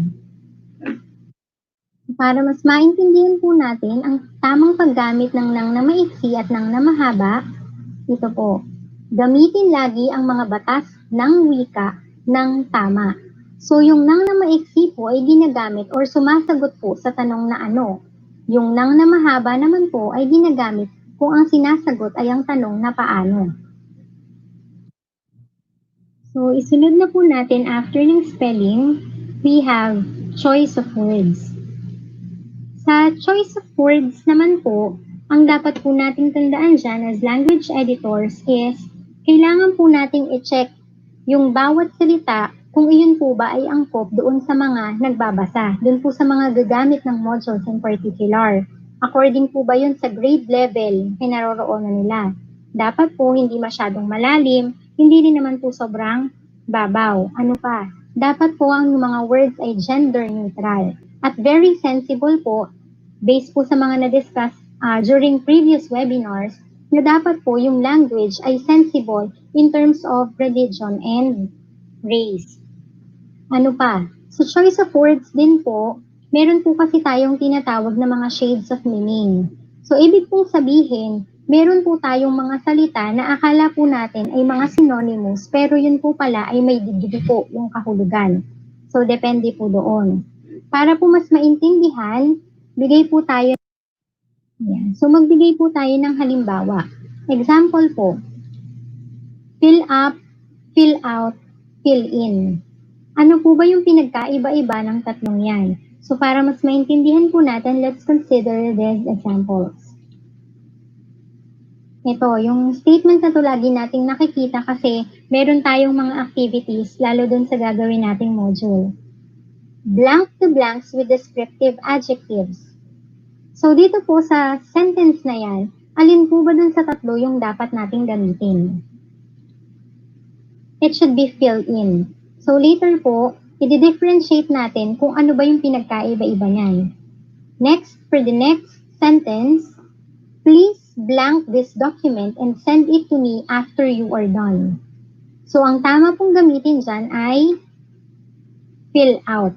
So bakit po kaya fill in yung ginamit? Bakit fill out po sa pangalawa? Ano po ba yung pinagkaiba-iba? Fill up means to make full or fill a container with something. Fill up. Fill in means to supply something that's missing. Ibig sabihin, hindi naman po yung buong document yung kailangang sulatan. Ibig sabihin, meron lang pong mga missing, may mga nawawala lang po na parts. So, fill in po yung gagamitin. And yung fill out po, it means to complete a form or a survey by supplying the needed information. Sa Filipino naman po, meron din po tayong mga salita na akala po natin ay pare-parehas, pero yun po pala ay magkakaiba po ng kahulugan. Example po, tingin, titig, tanaw, sulyap. So kung ito po yung ating pangungusap, matagal ang naging blank ni Jane sa lumang damit na kanyang hawak. Alin po bang salita yung kukumpleto dyan sa pangungusap na yan? So, ang tamang sagot po ay titig.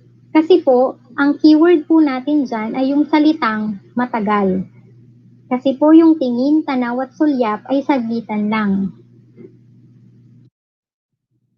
So, ang last topic po ay all about grammar. Sa grammar po, we just have to review our subject-verb agreement. Although nakakalito po talaga yung iba, pero kung i-recall naman po natin, ma-review naman po natin yan. Mas madali po tayong makakapag-edit. So example po natin, do you have sister? Yes, I do. So meron pong something missing in this sentence. Paano po ba natin yan i-correct as language editors? So we have to insert the article a or a. Do you have a sister? Next po, when you come to Germany last year. So meron po ulit ungrammatical. So to correct the sentence, we have to insert the word did. When did you come to Germany? Last year. Next, when you return to Japan? Next year. How can we correct the sentence? When will you return to Japan? Next year.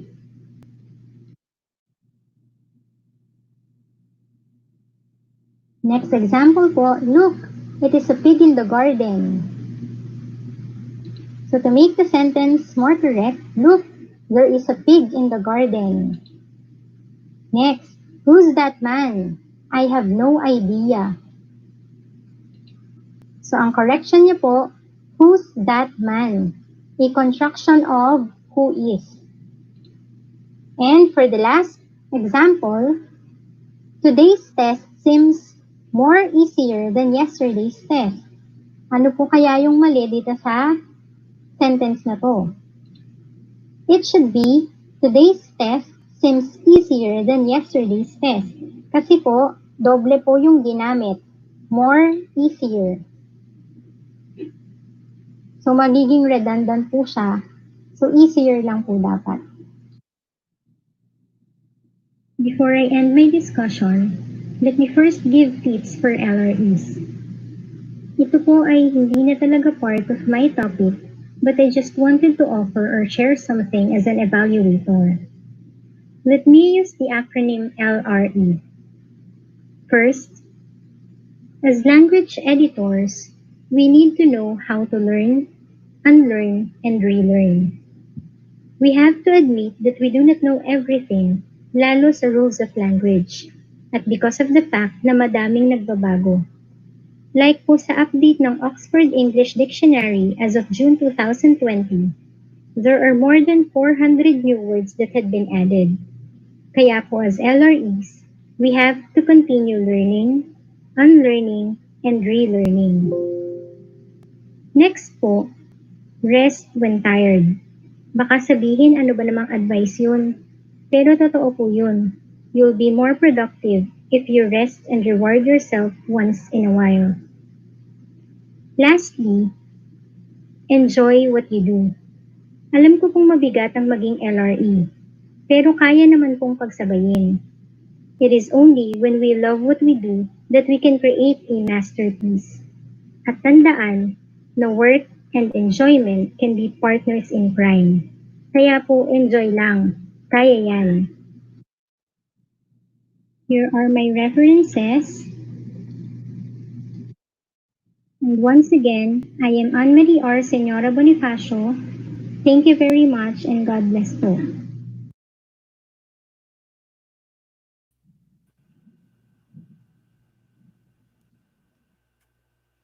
Yun, thank you po. Ayan. Thank you po, Ma'am Ann. Sa napaka-informative na discussion. Ako po bilang English major, ang dami kong nakuha. Plus, parang na-refresh ako na talagang medyo naalala ko yung mga dapat kong reviewin.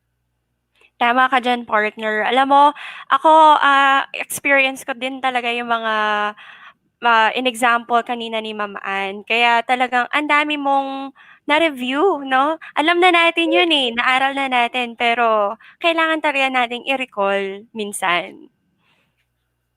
So, siguro, partner, para mas maging malinaw pa, invite na natin si Ma'am Ann para makapasok sa ating screen. Ayan, sigurado nandiyan na si Ma'am Ann. At ayan. Yun, good morning, ma'am. Morning po, Ma'am. Good morning, Sir Jeff, Ma'am Donna. Saka po sa Ayan. lahat ng viewers natin, good morning. Ma'am, baka po kayo ay may mensahe para sa ating mga first-timers at sa mga datihan ng mga language evaluators? Ayun, so kagaya po ng sabi ko kanina, during my discussion, I really hope na sana meron silang nakuha or napulot doon sa discussion ko, sa topic ko. Kasi sa totoo lang, it's really very hard to compress the topics in English. Diba? Sa sobrang dami ng mga grammar lessons natin, ang Medyo hirap talaga niyang kakaroon i-compress. po yata tayo ng technical glitches. Hello? Ganito Yan. talaga pag live, ano po mga kasama? Ayan, naririnig niyo po ba ako? Ayan, ma'am, nadidinig ka na po Hello, namin. hello? Pakiulit na lang po, ma'am. Ay, repeat. Take 2. Okay. So, yun lang po yung gaya po ng sabi ko kanina na sana meron po silang napulot doon sa aking naging discussion kasi totoo lang po medyo nahirapan akong i-compress yung mga topics natin. Kasi alam ko aware po kayo dyan, kayong dalawang mga host. Kasi sa grammar lessons, di ba napakarami po talaga. So, sana meron po akong na-impart na magagamit po nila not only for evaluators po but also to the writers. Yes, ma'am. Marami po. Plus, may nagtatanong, ma'am, yung presentation po ba natin will be available po para ma-copy po ng iba nating mga kasama? Kasi maganda rin siyang guide, ma'am, para to follow po. Yes. Ang alam ko po, sir, it will be uploaded po. So, maghintay na lang po sila ng updates po from LRMDS group kung saan at kung paano po nila makukuha yung atin pong mga presentations. Ayun, marami pong salamat, Ma'am Ann. Baka po meron kayong gustong batiin. Ayan, ay chance ko na to. Siyempre. So, first of all, shout out po. Nagpapa-shout out po sila. The Provincial Disaster Risk Reduction and Management Office po, PDRRMO Bataan. And of course po, dito po sa Public Attorney's Office, Mariveles District po. Ayan. Hello po sa inyong lahat. They are all watching po.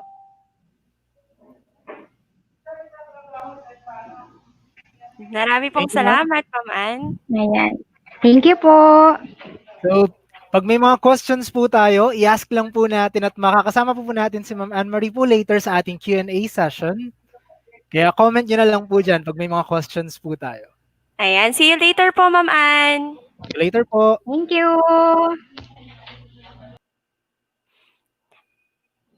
Also, partner, Siguro, shoutout muna tayo before we proceed to the Q&A para makainom din muna ng tubig yung ating mga evaluators bago sumabak sa pagsasagot sa ating mga common questions. And before the shoutout po, ulit, kapag may mga tanong tayo, i-comment nyo na po ngayon para makita po namin at matanong natin mamaya sa ating mga LREs. Tama ka dyan, partner. At saka wag po nilang kalimutang mag-selfies at ilagay ang ating hashtags. Tatlo yung hashtags natin. We have hashtag LRMDS-Bataan, hashtag SDO-Bataan, hashtag Better Normal. So siguro, mag-shoutout muna tayo sa mga dedicated na senior high school at junior high school teachers ng Lamau National High School together with their department heads na masisipag, headed by Miss Bella Padilla, School Principal Ma'am Mary Joy B. Mendoza. Ayan. And hi din daw po. Good morning po. Meron tayong viewer from Bulacan. Ayan. Doon nga po pala sa mga nagko-comment sa atin, sa ating comment box, i-click nyo po yung ating link na doon sa may StreamYard para po malaman namin ano po yung pangalan ninyo. Dahil po kapag hindi po yun na i-click, ang lumalabas lang po sa aming comment box ay Facebook user. Ayun po. Huwag po nga kalimutan, i-click po yung link ng StreamYard. Para ma-recognize din po namin kayo. Opo. And pa-shoutout din daw po to all teachers, parents, pupils, and to their principal, Mr. Joselito S. Gaza from Bacong Elementary School. Stay safe daw po. God bless from Ma'am Regina Magcalas. Ayan, shout out daw po sa Limay National High School, lalo na sa lahat ng science teachers and to their head, Ma'am Catherine Rivero, and to their principal, Sir Omar Magcalas from Ma'am Tess Bugay. Shoutout din daw po sa Magsaysay National High School, Senior High School teaching and non-teaching staff from Ma'am Marlene Lulu. Ayan, shout out din daw po sa magagandang guro ng Samal National High School Annex from Ma'am Janaika Medina. And pa-shoutout naman po sa mga guro ng Orani National High School, Maine. Especially po sa aming principal na si Ma'am Loretta Michelle Bamba from Cornelio Gloria. Ayan, shout out din daw po sa mga teachers and staff ng Jose Abihar Memorial Elementary School. And good morning daw po sa mga teachers ng Mariveles National High School, Malaya from Ma'am Rose Carriazo. Pa-shout out din daw po from Mariveles National High School, Poblacion, faculty and staff headed by Ma'am Zolita Villones.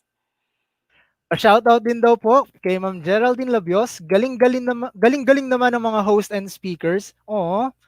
And that's from Morong District, Mabayo Elementary School Development Team. Maraming salamat po. Salamat po.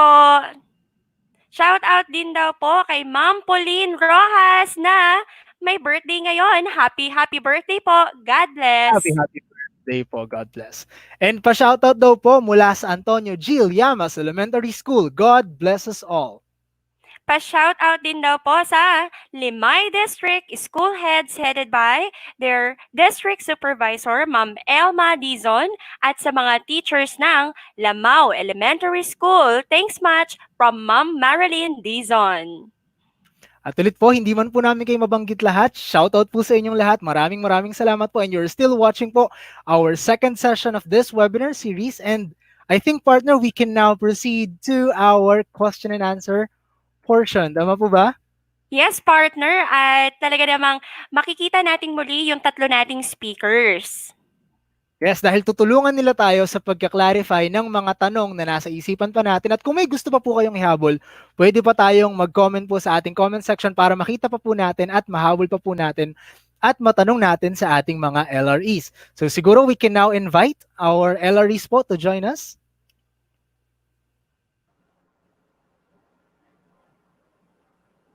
Ayan. Andito na sila. Hello po, good morning po. Hello po. Hello po Morning po. ulit. Yes po. Ready na po tayo? Yes. Ready na Yes po. Oh, our dear LRE, isang magandang good morning nga po ulit. Good morning. Magandang morning.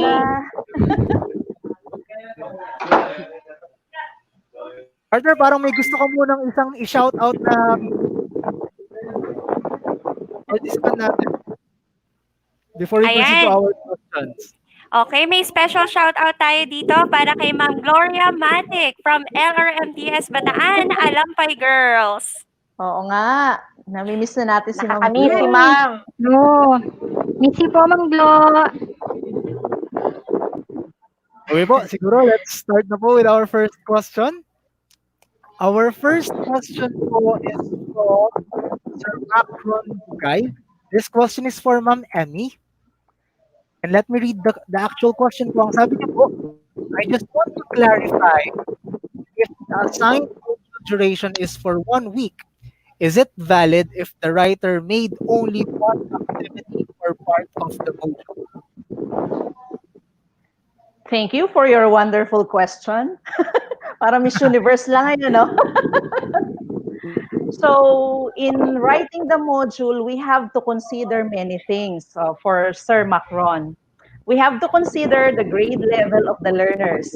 Ang gagamit po ba ay kinder, elementary, junior high school, or senior high school?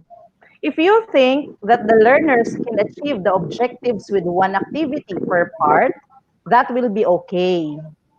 But if you think that it will be difficult for the learners to achieve the objectives, we can have more than one activity per part.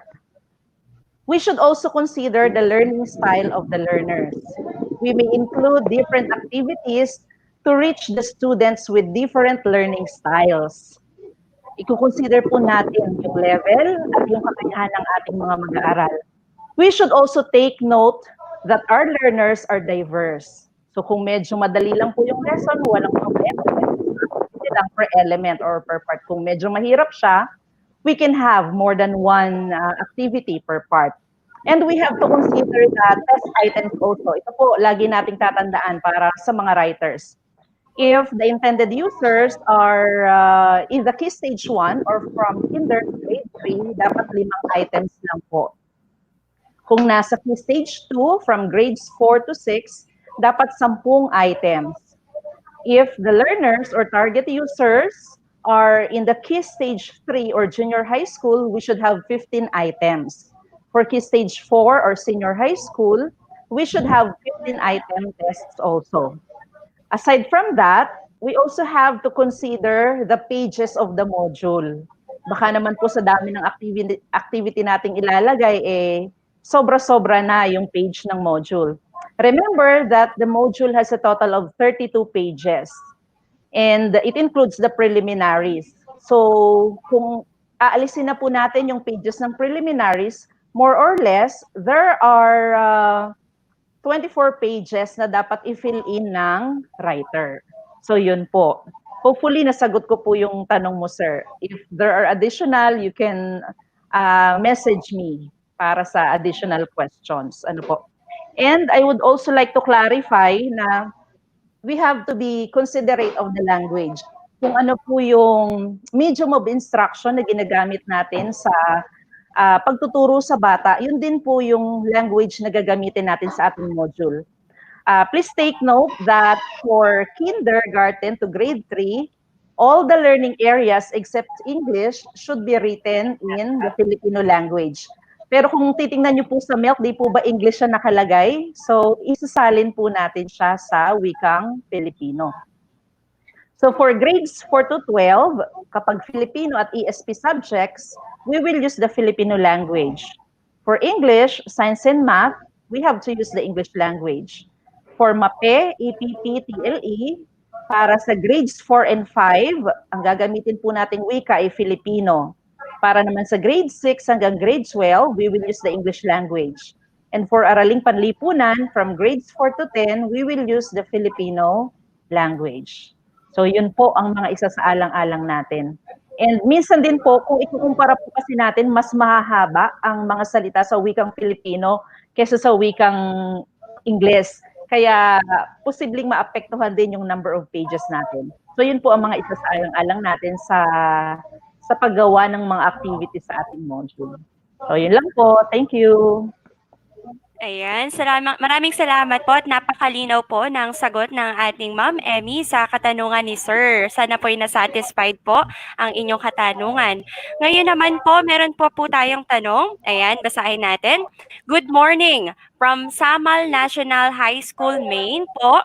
If magpapasa na po ng write-up si writer, kanino po muna ibibigay? Kay content evaluator po ba? Muna o kay language po? Thank you po. God bless from Ma'am Lianzel May Andicoy of Samal National High School for Ma'am Ann. Ma'am Ann. Yes po. Hello? Ayan po. Hello? Ang tanong po na ito ay para po sa inyo from Ayan. Ma'am Lianzel May Andicoy. Ma'am, pwede pong paulit po nung tanong. Medyo nag-ano po Ayan. yung sa sound. Ang sabi niya, if magpapasa na po ng write-up si writer, kanino daw po muna ibibigay? Kay content evaluator daw po ba muna o kay language po? Well, ideally po, based po dun sa nakagawian po natin sa LRMDS, usually po nauunang mag-evaluate yung content editor. Kasi po kung language po yung mauuna and then dun pa lang po ipapasa dun sa content editor, uulitin na naman po yun ni language editor. So to avoid po yung masyadong maraming work, I think it's better if content editor muna po before language editors. Ayan, napakalinaw po, no? Unahin po muna natin si content bago po kay language evaluator. Ayun po ang sagot, Ma'am Lianzel May Andicoy po. Partner, may tanong pa ba? Yes, partner. Nagtitingin-tingin niya ako ng mga comments natin para wala akong ma-miss.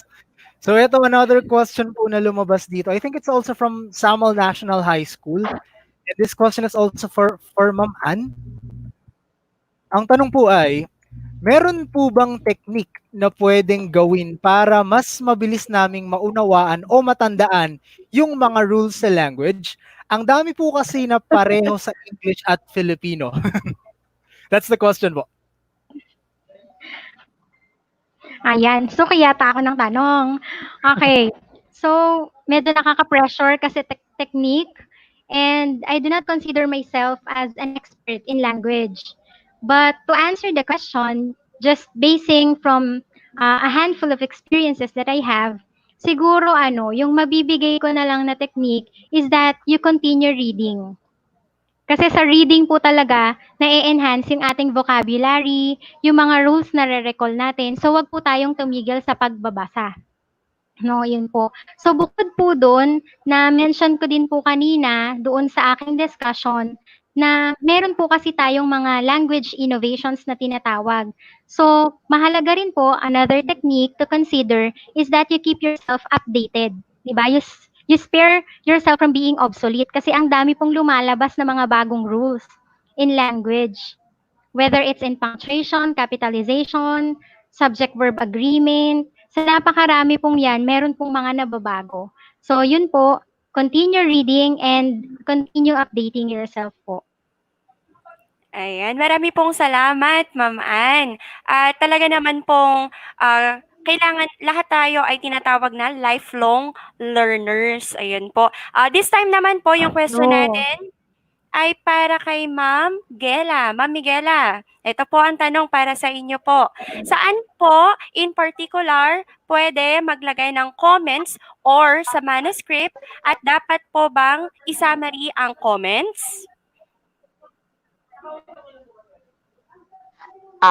Sa the usual nga po na sinasabi natin from the beginning pa lang, we could place all our comments, suggestions on the margins of the manuscript. So, pwede pong doon po sa gilid na kung saan yung margin, makikita naman po doon, may allotted area doon, na po pwedeng maglagay doon ng comments para doon sa anumang makikita nilang errors sa manuscript na ginagawa. And mas mainam kung ang gagamitin nilang ballpen para makita mas nang madali ng content developer yung yung kanyang mga errors is naka-ibang color. Pwedeng, di ba marami na naman tayo ngayong mga neon colors or pwedeng mga red ballpen para at least kitang-kita doon, di ba? Yung mga reseta, kumbaga. No? So, pagka naresetahan ka, hindi ibig sabihin po noon, puros mali lang talaga, kundi iniaayos, ini-improve natin ang manuscript para mas maging maganda ito at the end na po. So yun. Tapos yung tanong niya na kung i-summary po, opo kasi ilalagay natin doon siya sa Annex 1 na pinakita ko po kanina na table. So nandoon po yung summary ng lahat po ng mga comments. Ano po, para at least makikita po doon na nakasum up at mas madali pong balik-balikan kung ano man yung mga problem o na-encounter na differences doon sa mga materials or sa mga language in particular or content doon po sa ating manuscript or module na magagawa. Ayun, napakaliwanag na sagot ni Ma'am Gela. Tingin ko, partner, last question na to, no? So, take it away, partner. Yes, partner. Ito another question for Ma'am Mutya again from Ma'am Ann. Ask lang daw po sana. This is from Francis and Hennessy. Ask lang daw po sana kung sa case nila na math subjects regarding sa paggamit ng punctuation marks in every item number. Ano po bang mas recommended kapag po sa test item number? Is it number 1? Is it the number then period? Or is it number po tapos parenthesis? Maraming salamat daw po. Ayan. So, sana masagot ko po ng tama yung tanong ni Ma'am Frances. By the way, kilala ko po siya. Hi, Ma'am Frances. Ayan. Frances Alavaria Henese. Ayan po. So, based po dun sa naging discussion ko and from my previous readings po, although nabasa ko po na yung parenthesis ay pwede naman siyang gamitin after each number or letter, I mean, ano siya kasi parang na-browse ko kanina yung question niya, yung tinatanong niya, number and then yung half parenthesis. Ang sa pagkakaalam ko po, correct me po, Ma'am Emmy, Ma'am Donna, kayo pong mga nandyan, if tama po yung sasabihin ko, well, sa pagkakaalam ko po, yung mga parentheses, these marks are always used in pairs. So, dapat po pare siya. Merong, kumbaga, may opening and then may closing. Tama po ba? Hello po, mga ma'ams. Yes po. Yes po. Ayan. Ayun. So, since ganun po yung madalas naming nakikita na yung parentheses po dapat ay pairs, I suggest po na to be safer, ang gamitin na lang po natin after the number is period. Kasi yun po talaga yung nabasa namin in rules of grammar po. We haven't seen po using number and then yung half parenthesis. Usually po, dalawa siya. Nakagawian lang. Ayan. Marami pong salamat, Ma'am Ann. Totoo naman po na isa po talaga yan sa mga tinatanong. Ano po? Ayan. Live na live po tayo. Talagang ongoing po kami sa pagbabasa ng mga tanong. Ang kasunod po ay, ayan, kanino ito? From Ma'am Evangeline Martinez per Chalin. Good morning po, Ma'am and Sir. Maaari po bang maging contributor/writer sa module kahit hindi po yun ang naka-assign na subject sa mga schools? Thank you po. God bless. Sino po ang nais sumagot?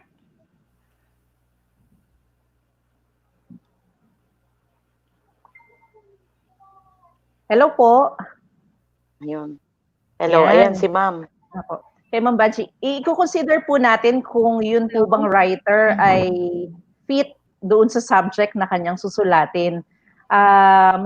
Isa po kasi sa mga criteria o qualifications ng writer ay at least 3 years na niyang naituro yung subject na kanyang susulatin para mas ma-experience na siya doon sa content na susulatin niya. So, i-consider po natin yon. And syempre, yung willingness niya, yung kanyang kagustuhan na magsulat. So, i-consider po natin yung mga bagay na yon. Ano po? Partner, may tanong pa dyan. So much, Rose.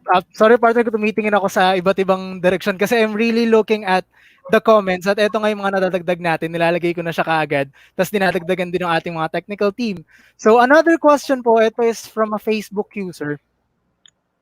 Ang tanong niya po, good morning daw po, okay lang po ba na may gitling ang iba't ibang? Yun daw po ay paglilinaw lang daw niya dahil parang may nabasa po siya na ganito at nakagawian po ay wala itong gitling. Sino po ang nais sumagot?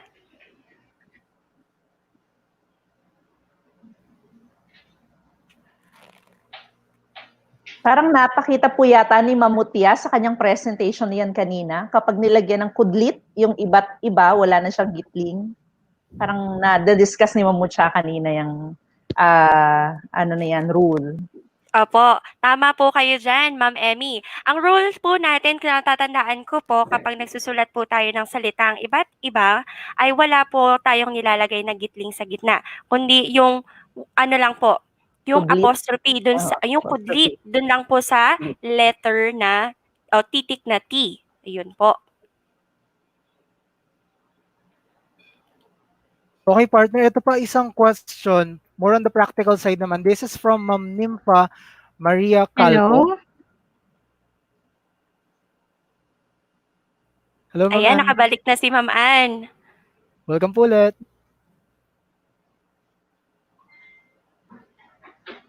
Siguro nagkakaroon tayo ng konting difficulties po sa ating internet connection, which is normal talaga pag nagla-live at isa sa mga common issues natin pag nagwo-work from home.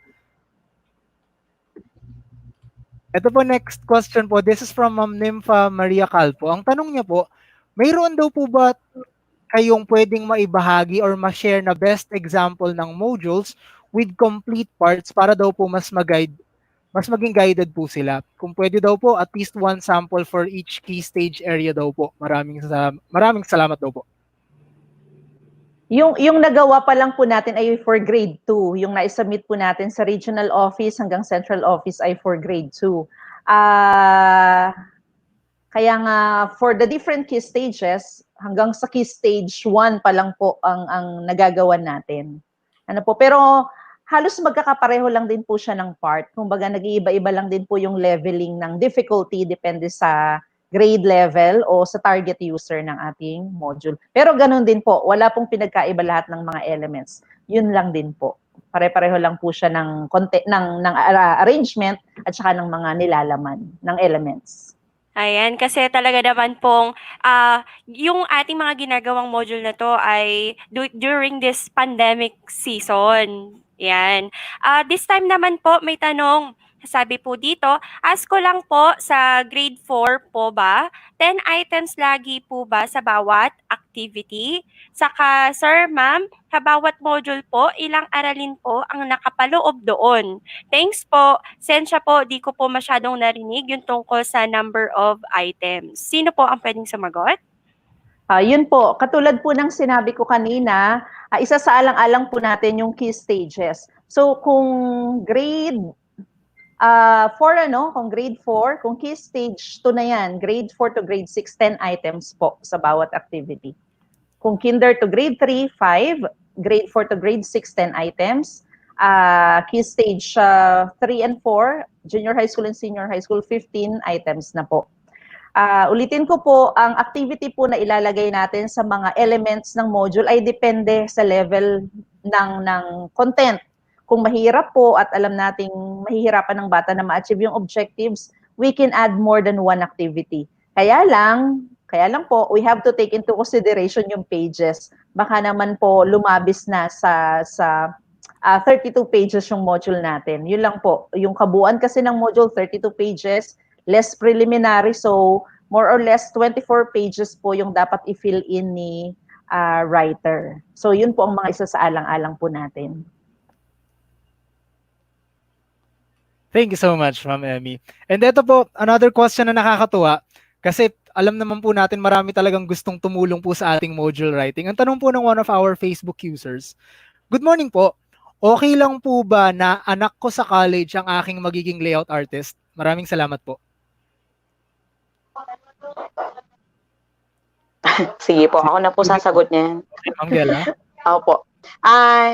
Kung natatandaan po natin, ini-open po sa atin ng ating mahal na EPS, Sir Edgy, at ito pong pagkakataon para sa lahat na makapag-share para po sa mga talents nila ukol po dito sa ating right shop po ng modules. So, kahit po hindi po siya taga DepEd, po pwede pong makapag-share po siya ng kanyang expertise, lalo na po kung tungkol sa layout artist o pagiging layout artist or illustrators. Dahil alam naman po natin, sa dami po ng ating learning competencies na gagawa ng modules, baka kulangin po tayo ng taga DepEd na ubrang makapaggawa na at makatulong sa atin para makapag-layout o mai-illustrate yung kinakailangan po nating module na ma-produce. So welcome na welcome po ang mga iyan at i-recognize po sila ng ating division.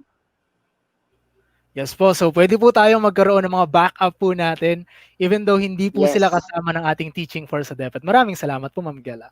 At maraming Ayan. salamat po doon po sa ating mga nagpipresenta po na tumulong sa atin. Mayroon pa po dito, sabi niya, good morning po. Kanino po ba pwedeng malaman kung sino ang content evaluator at language evaluator po sa area po namin? Para po sana hanggat maaga ay makapag-communicate na po kami as writers po sa kanila. Sige Ayan. po. Ako na sasagot Sige din. po. Ma'am. Sige po. Hindi, kasi po yung topic medyo related at saka po ma-share ko po yung experience po namin sa school at the same time sa district. So kami po sa school, nakapag-put up na po kami headed by our team leader, our beautiful school principal, Ma'am Marijoy Mendoza. So siya po ang aming team leader. At tinutulungan po siya ng aming LR school coordinator. So, bali silang dalawa po ang nag-workout para po makapag-produce po ng gaganap po sa ating quality assurance team. So, sa school level pa lang po, meron na po tayong quality assurance na kung saan bubuo po nito at magkakaroon po tayo ng mga content evaluators, language evaluators, na yun po ay itinalaga po sa mga department heads. At iba pa pong mga teachers like master teachers at iba pang teachers na ang expertise ay nandoon po.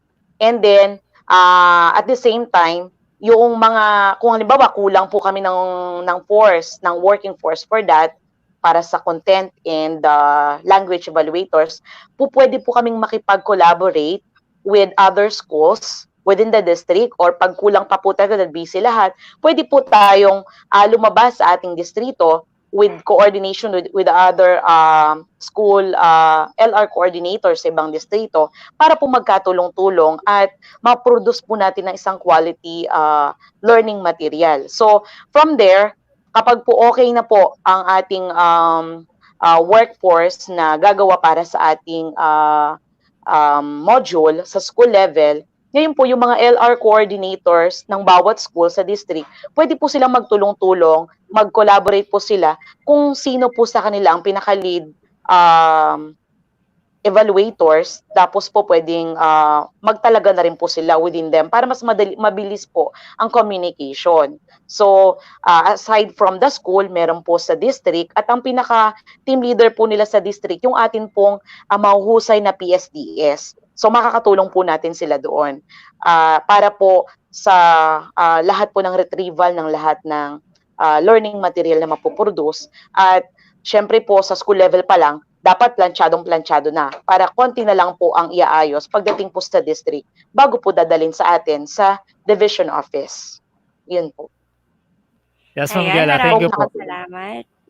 for enlightening us. Announcement lang po, para daw po dun sa link nung mga kailangan ng certificates na nagkaroon ng correction, ipopost daw po ito after ng ating Q&A session. So medyo abangan lang po natin yung link na ipa-flash po namin dyan sa my screen para po kapag may mga corrections po tayo sa ating mga certificates ay makorek na po natin at makapag-fill in po tayo ng information sa ating Google form. This is another question po. This is from Ma'am Princess Gamban. Ang tanong po ay kanino daw po ba pwedeng malaman kung sino ang content and language evaluator sa area po namin. I am from Dinalupihan District po. Para po sana hanggat maaga makapag-communicate na po kami sa kanila as writers po. Sagutin ko na po. Ma'am. Meron po tayong mga LR coordinators per district. So makikipag-coordinate po kayo sa inyong LR coordinator kung sino po ang nakatalagang in charge sa content content evaluator and language evaluator sa inyong district. Much better po kung meron kayo sa school. Pero in case na walang nabuong development team na walang language evaluator and content evaluator, meron po sa mga district. Dapat po ay lagi kayong makipag-ugnayan sa inyong LR coordinator sa district. Ayan, marami pong salamat, Ma'am Emmy. Ito na po, from Ma'am Marilu Reyes, mainit-init pa po. Sa mga MELC po na maraming subtopics, need po muna po ba naming tapusin mula sa what I need to know hanggang sa huling activity, yung one subtopics, bago isunod yung iba pang subtopics? Pasensya na po kasi natapat po ako sa competency na may 4 na subtopics. Thanks po. God bless. LRMDS-Bataan.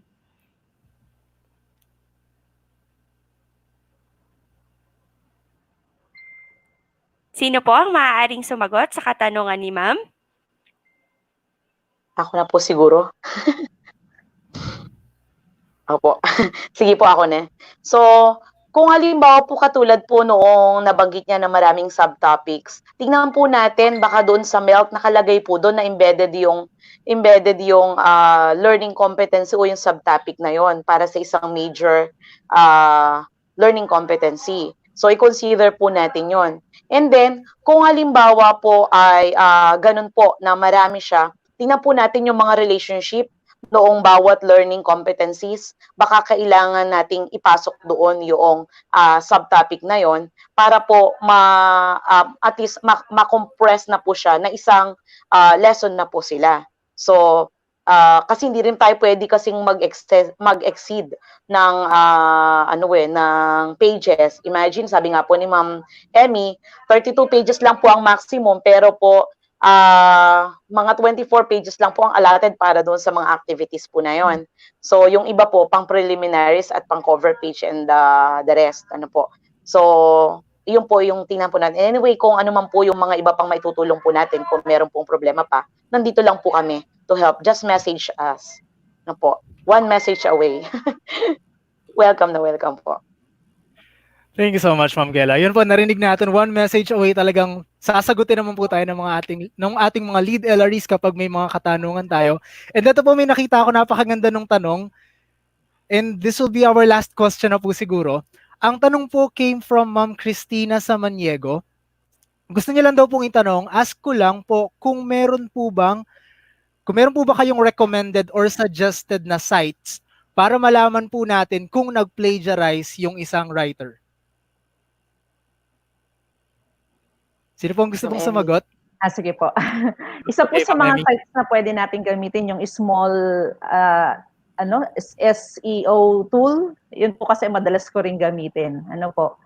Pwede po natin gamitin yun. Free naman po siya kasi yung iba may bayad at mahal. May free naman po online. So maisasuggest ko po yung site na yun. Ayun. So, ulitin ko lang po. Ang sabi po ni Ma'am Emmy, yung small SEO tool or plagiarism tool. I-type nyo lang po yan sa Google. Opo. I-type nyo lang po din. Lalabas na po yung small SEO plagiarism tool. Ayan po. Actually, ginagamit din po natin yun sa Filipino. Baka po nagtatanong po sila kung pang-English lang po ba iyon. Pwede rin po siya sa Filipino. Ginagamit din po natin siya. At iyan po ay nabanggit din po ni Sir Jerome nung nakaraang sessions po natin. Yes po, and thank you so much po sa ating mga LRE. Siguro, let's now ask for your small messages po, or short messages po for our participants. Let us have Ma'am Emmy po, any message po to our participants?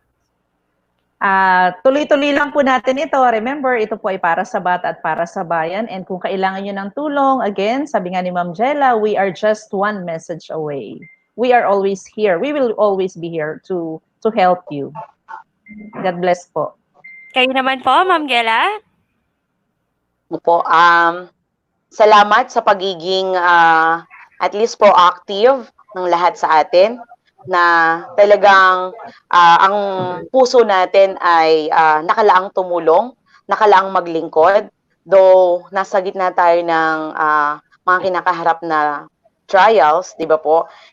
Kayang-kaya natin yan. Even ang paggagawa po ng ating learning material na to, yung module natin, ay kayang-kaya natin yan at maning-mani lang. And I'm sure we will finish this task with flying colors. Kasi po, sama-sama tayo, we are working as one, healing as one, and writing as one, as a family, LRMDS family. God bless po sa lahat. Thank you, Ma'am Gela. Yes, and our last LRE po, Ma'am Ann. Ayan, hello po. So, syempre po na po, para po sa lahat ay thank you. Kasi po ay tumugon po kayo dun sa aming panawagan na gumawa po ng mga modules. Despite your busy schedule po, alam naman po natin na ang dami pong kailangan gawin ngayon sa schools. But still, tumugon po kayo na maging writer, evaluator, layout, or kung ano man po yung magiging special role po ninyo sa ating module development. So aside from thank you po, syempre ay congratulations na din po in advance kasi that will be your innovations po as teachers. And kahit gaano po kahirap, sabi nga po nung mga kasamahan po natin sa LRMDS-Bataan, enjoy lang po kasi kakayanin naman po nating lahat ito. Para po sa bata, para po sa bayan. Ayan, God bless po. Marami pong salamat, Ma'am Ann, at sa atin pong tatlong mga magagaling, magigiting na lead LREs ng STO Bataan. Maraming salamat po. Talagang pag nagtulungan tayo, kakayanin nating lahat yan. Lalo tayo po ay isang pamilya, ang ating LRMDS family. Maraming salamat po muli. Salamat po!